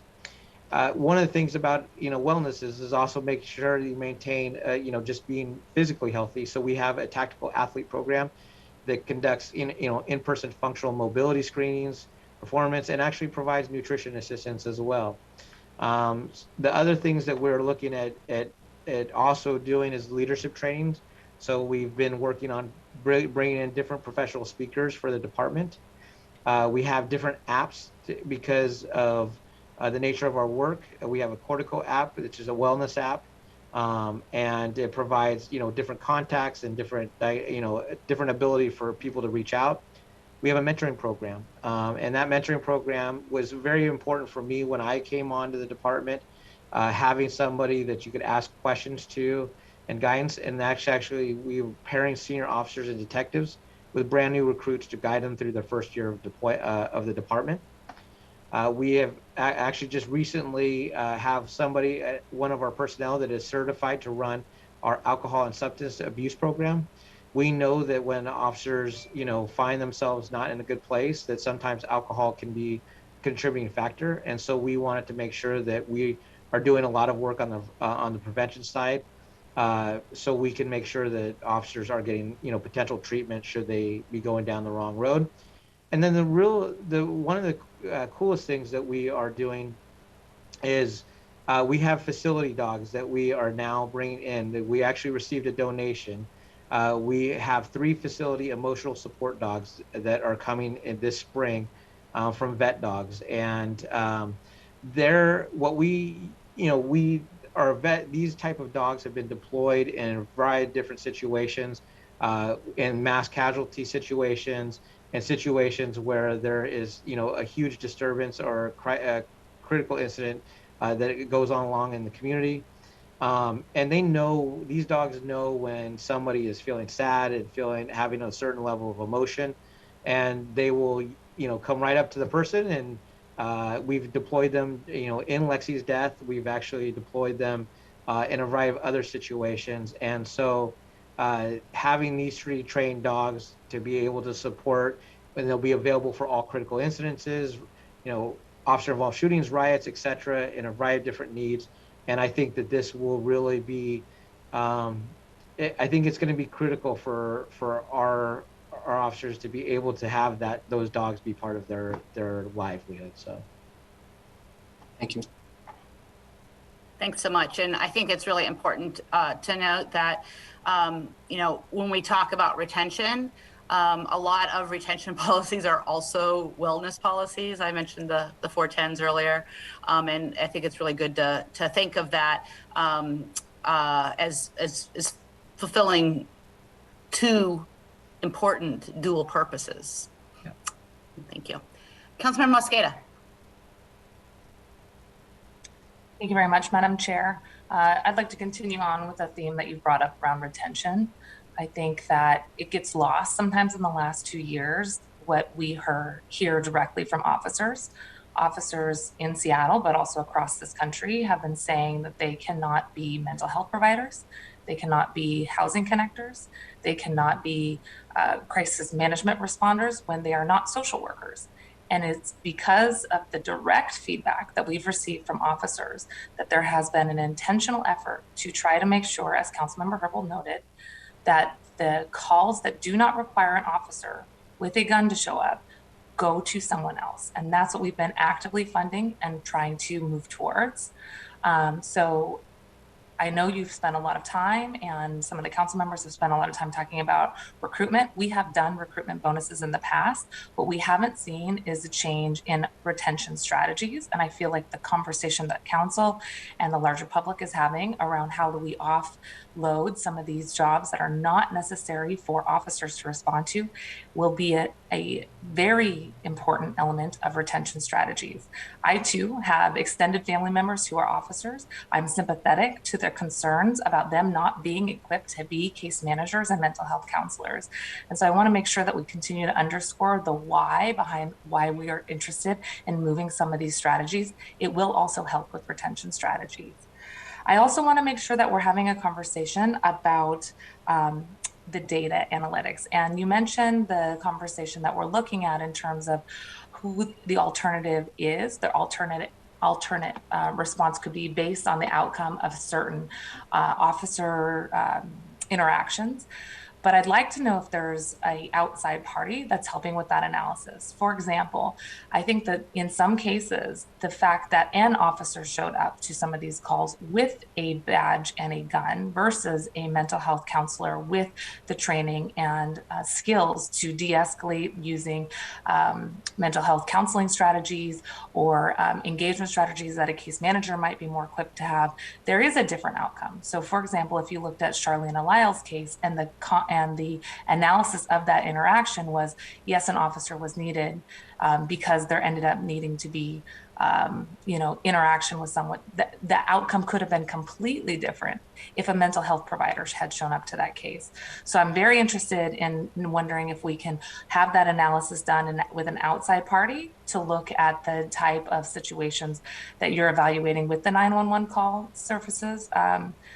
Because the outcome would be potentially completely different as, again, for the individual who was on the pier who had a knife and then was immediately shot.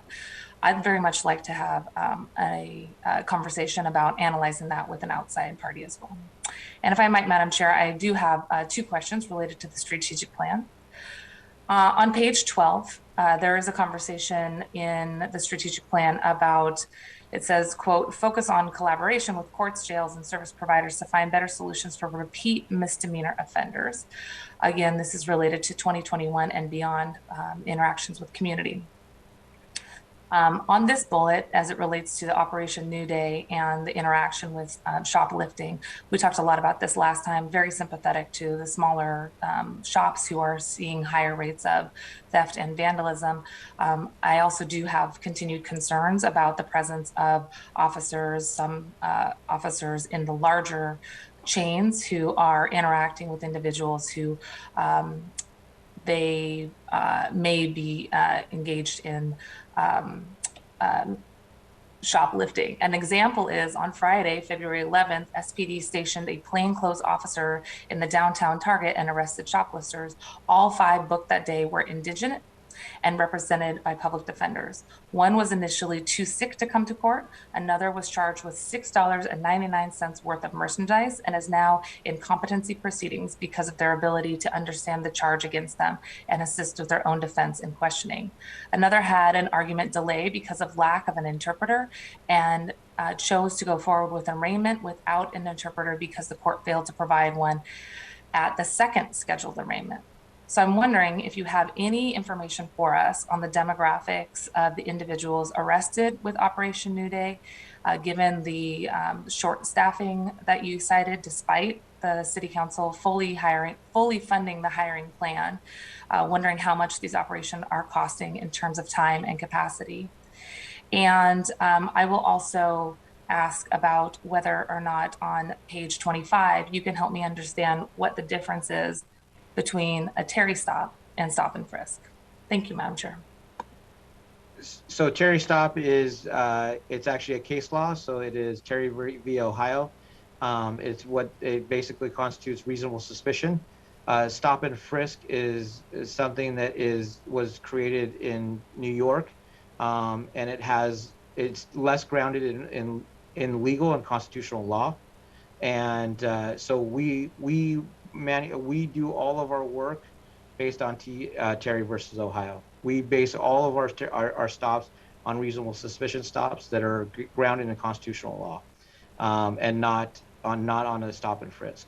One of the cases that you brought up on the $6.99 was actually they had assaulted one of the staff. At that time, we had not booked them under the case number because we could not locate the case number. We were able to do that. We put a supplemental report and then end up requesting charges for an assault on that case. We have been actually doing triaging of a lot of the cases, so we are not trying to book them and trying to issue out warnings. However, when there are situations that there are multiple charges, that we are making those, at those times making certain arrests. We can get you some of the demographic data, or we can work to get some of the demographic data as well to you as well. I do want to confirm, since it came up in a previous committee meeting, the question around the relatively minor target shoplifting, that even though the report that had been attached to some circulation in the public around this case did not include reference to the assault on a Target employee, where she struck the employee with a bottle several times.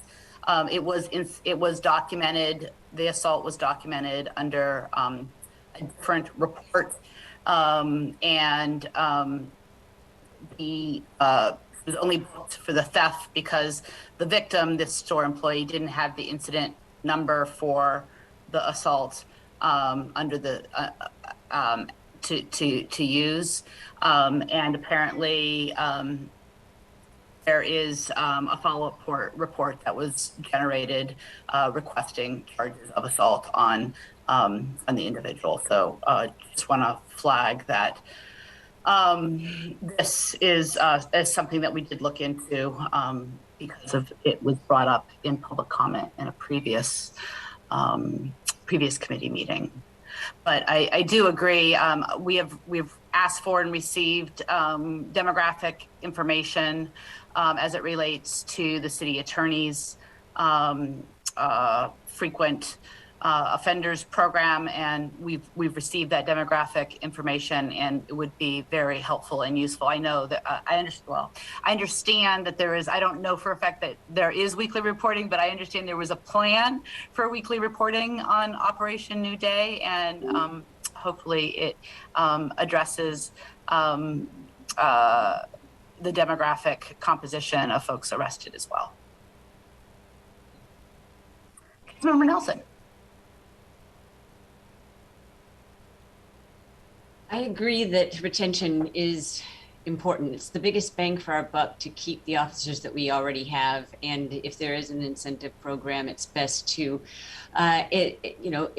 we should reward the people that we already have for doing the work that they've been doing. That has to be bargained, so that's a different story. But per Councilmember Mosqueda's point, I agree. We need to make sure that the right people are going out on these calls. And SPD does have crisis response teams that have social workers in them. I don't know how many of those units exist. I think 4 or something like that, but that is a model that has been proven to be effective.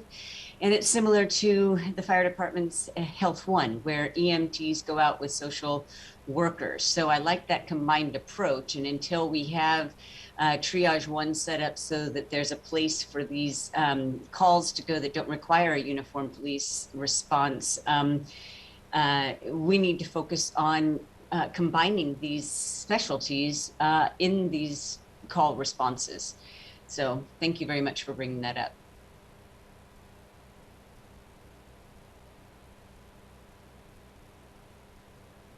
Okay. About that.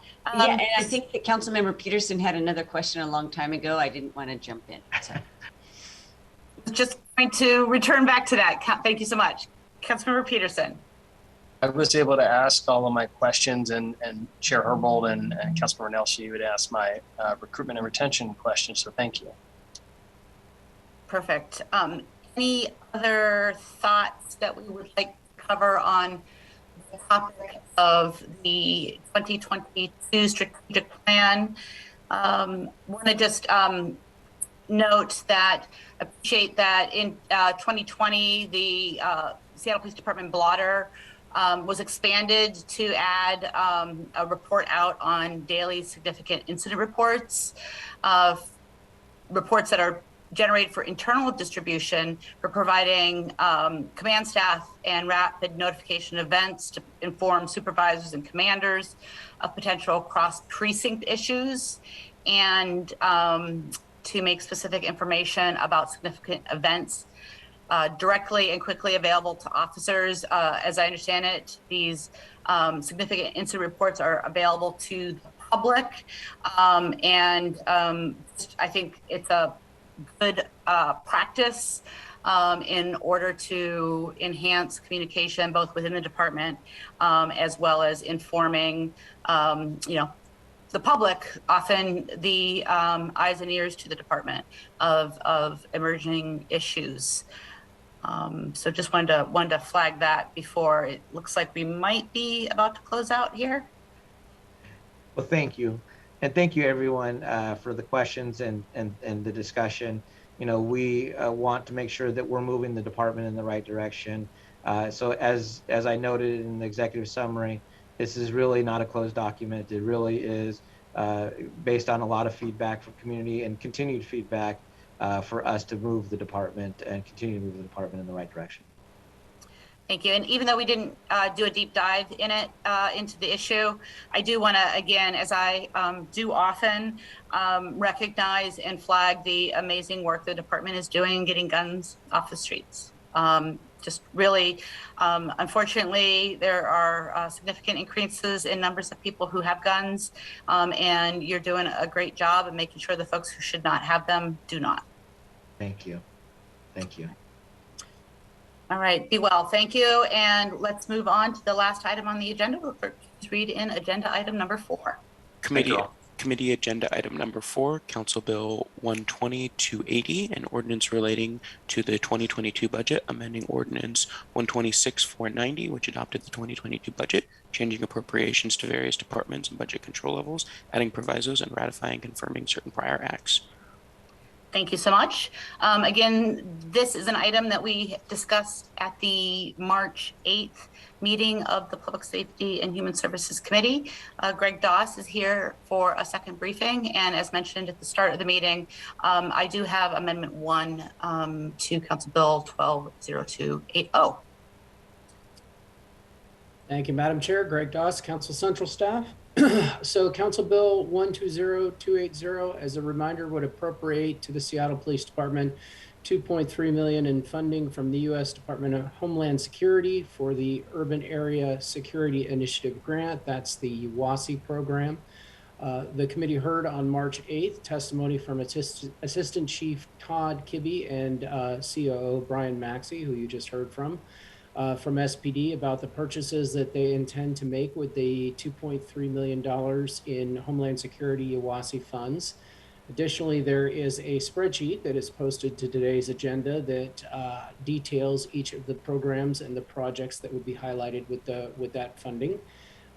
We went over that, the committee did, in depth on March 8th.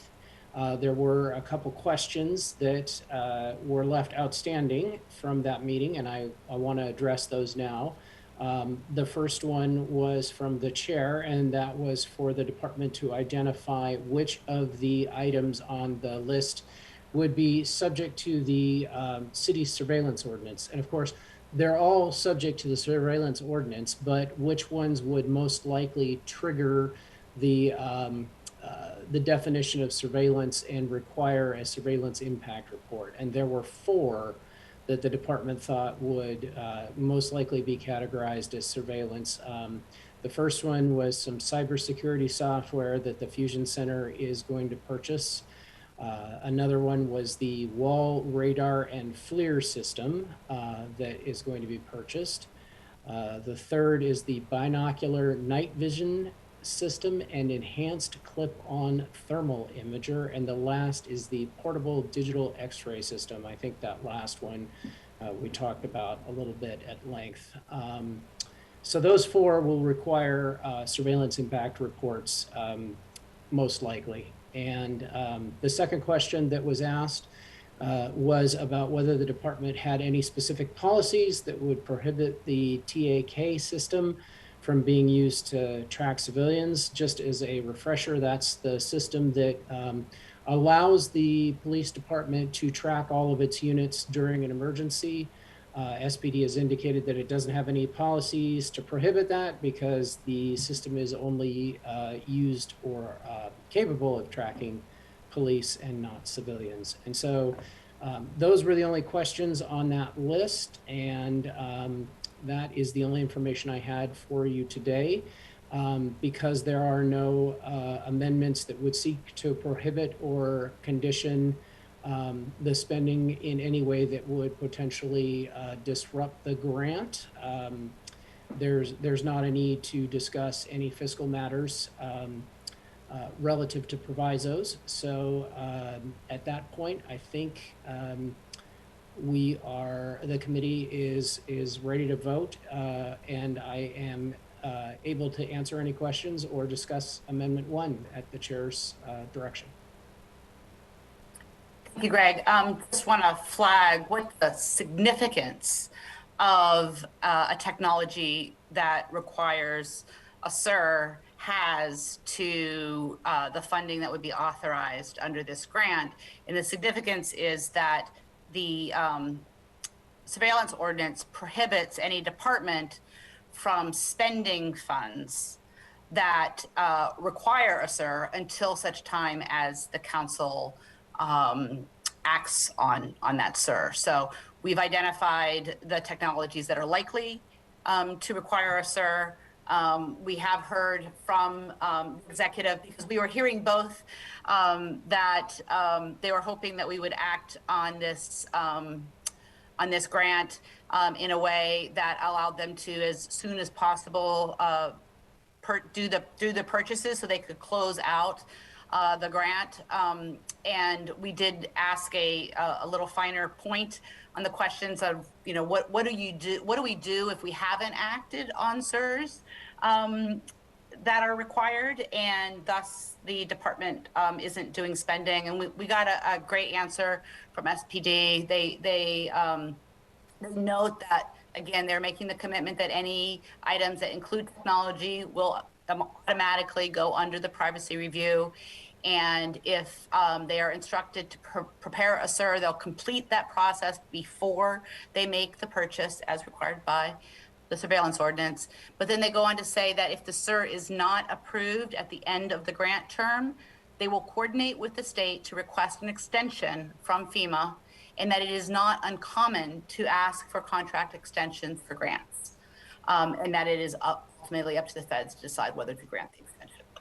So I'm satisfied with that response, and really want to thank Councilmember Mosqueda for all of the great questions she had in committee last committee meeting. It really gave us, I think, an opportunity to learn more and get more in the weeds about this program and how it's, it's not used as relates to, your general ordinary run-of-the-mill policing for tactics associated with community safety, and they're generally not used in crowd control situations. There's a really sort of targeted focus of most of these grant programs.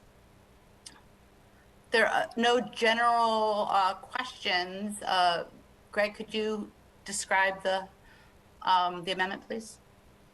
Yeah, thank you. Amendment 1 simply establishes that the projects that would be funded with UASI funds are subject to the surveillance ordinance, and the effect statement that I was going to describe, I think you just gave a perfect explanation of, that until such time as the SIRs are approved, the purchases can't be made, and the department has indicated that if they can't spend the money by the end of the grant, which is December 31st, 2023, they'll ask for an extension. Thank you so much, Greg. If the committee agrees, I'd love to get the amendment before us. Not seeing any objections to that. So I move to adopt Amendment 1 to Council Bill 120280. Is there a second? Second. Thank you. It's been moved and seconded to recommend passage of, I'm sorry, that's not right. It's been moved and seconded to adopt Amendment 1 to Council Bill 120280. Can we vote on the amendment, please? Councilmember Mosqueda. Aye. Councilmember Nelson. Aye. Councilmember Peterson. Aye. And Chair Herbold. Aye. 4 in favor, none opposed. Fantastic. Thank you. We now have the amended bill in front of us. Is there any comments or questions on the amended bill? Thank you. I move amended Council Bill 120280. Is there a second? Second. Second. Thank you. The amended Council Bill 120280 is before us. Will the clerk please call on the roll on the passage of the amended bill? Councilmember Mosqueda. Aye. Councilmember Nelson. Aye. Councilmember Peterson. Aye. Chair Herbold. 4 in favor of the amended bill. Fantastic. Thank you. The motion carries. The committee recommends that the amended bill pass, and it will be forwarded to the March 15th City Council meeting. That is the last item on our agenda, folks. Is there any other comments or questions for the good of the order? Seeing none, it is 11:46 a.m. and we are adjourned. Thank you.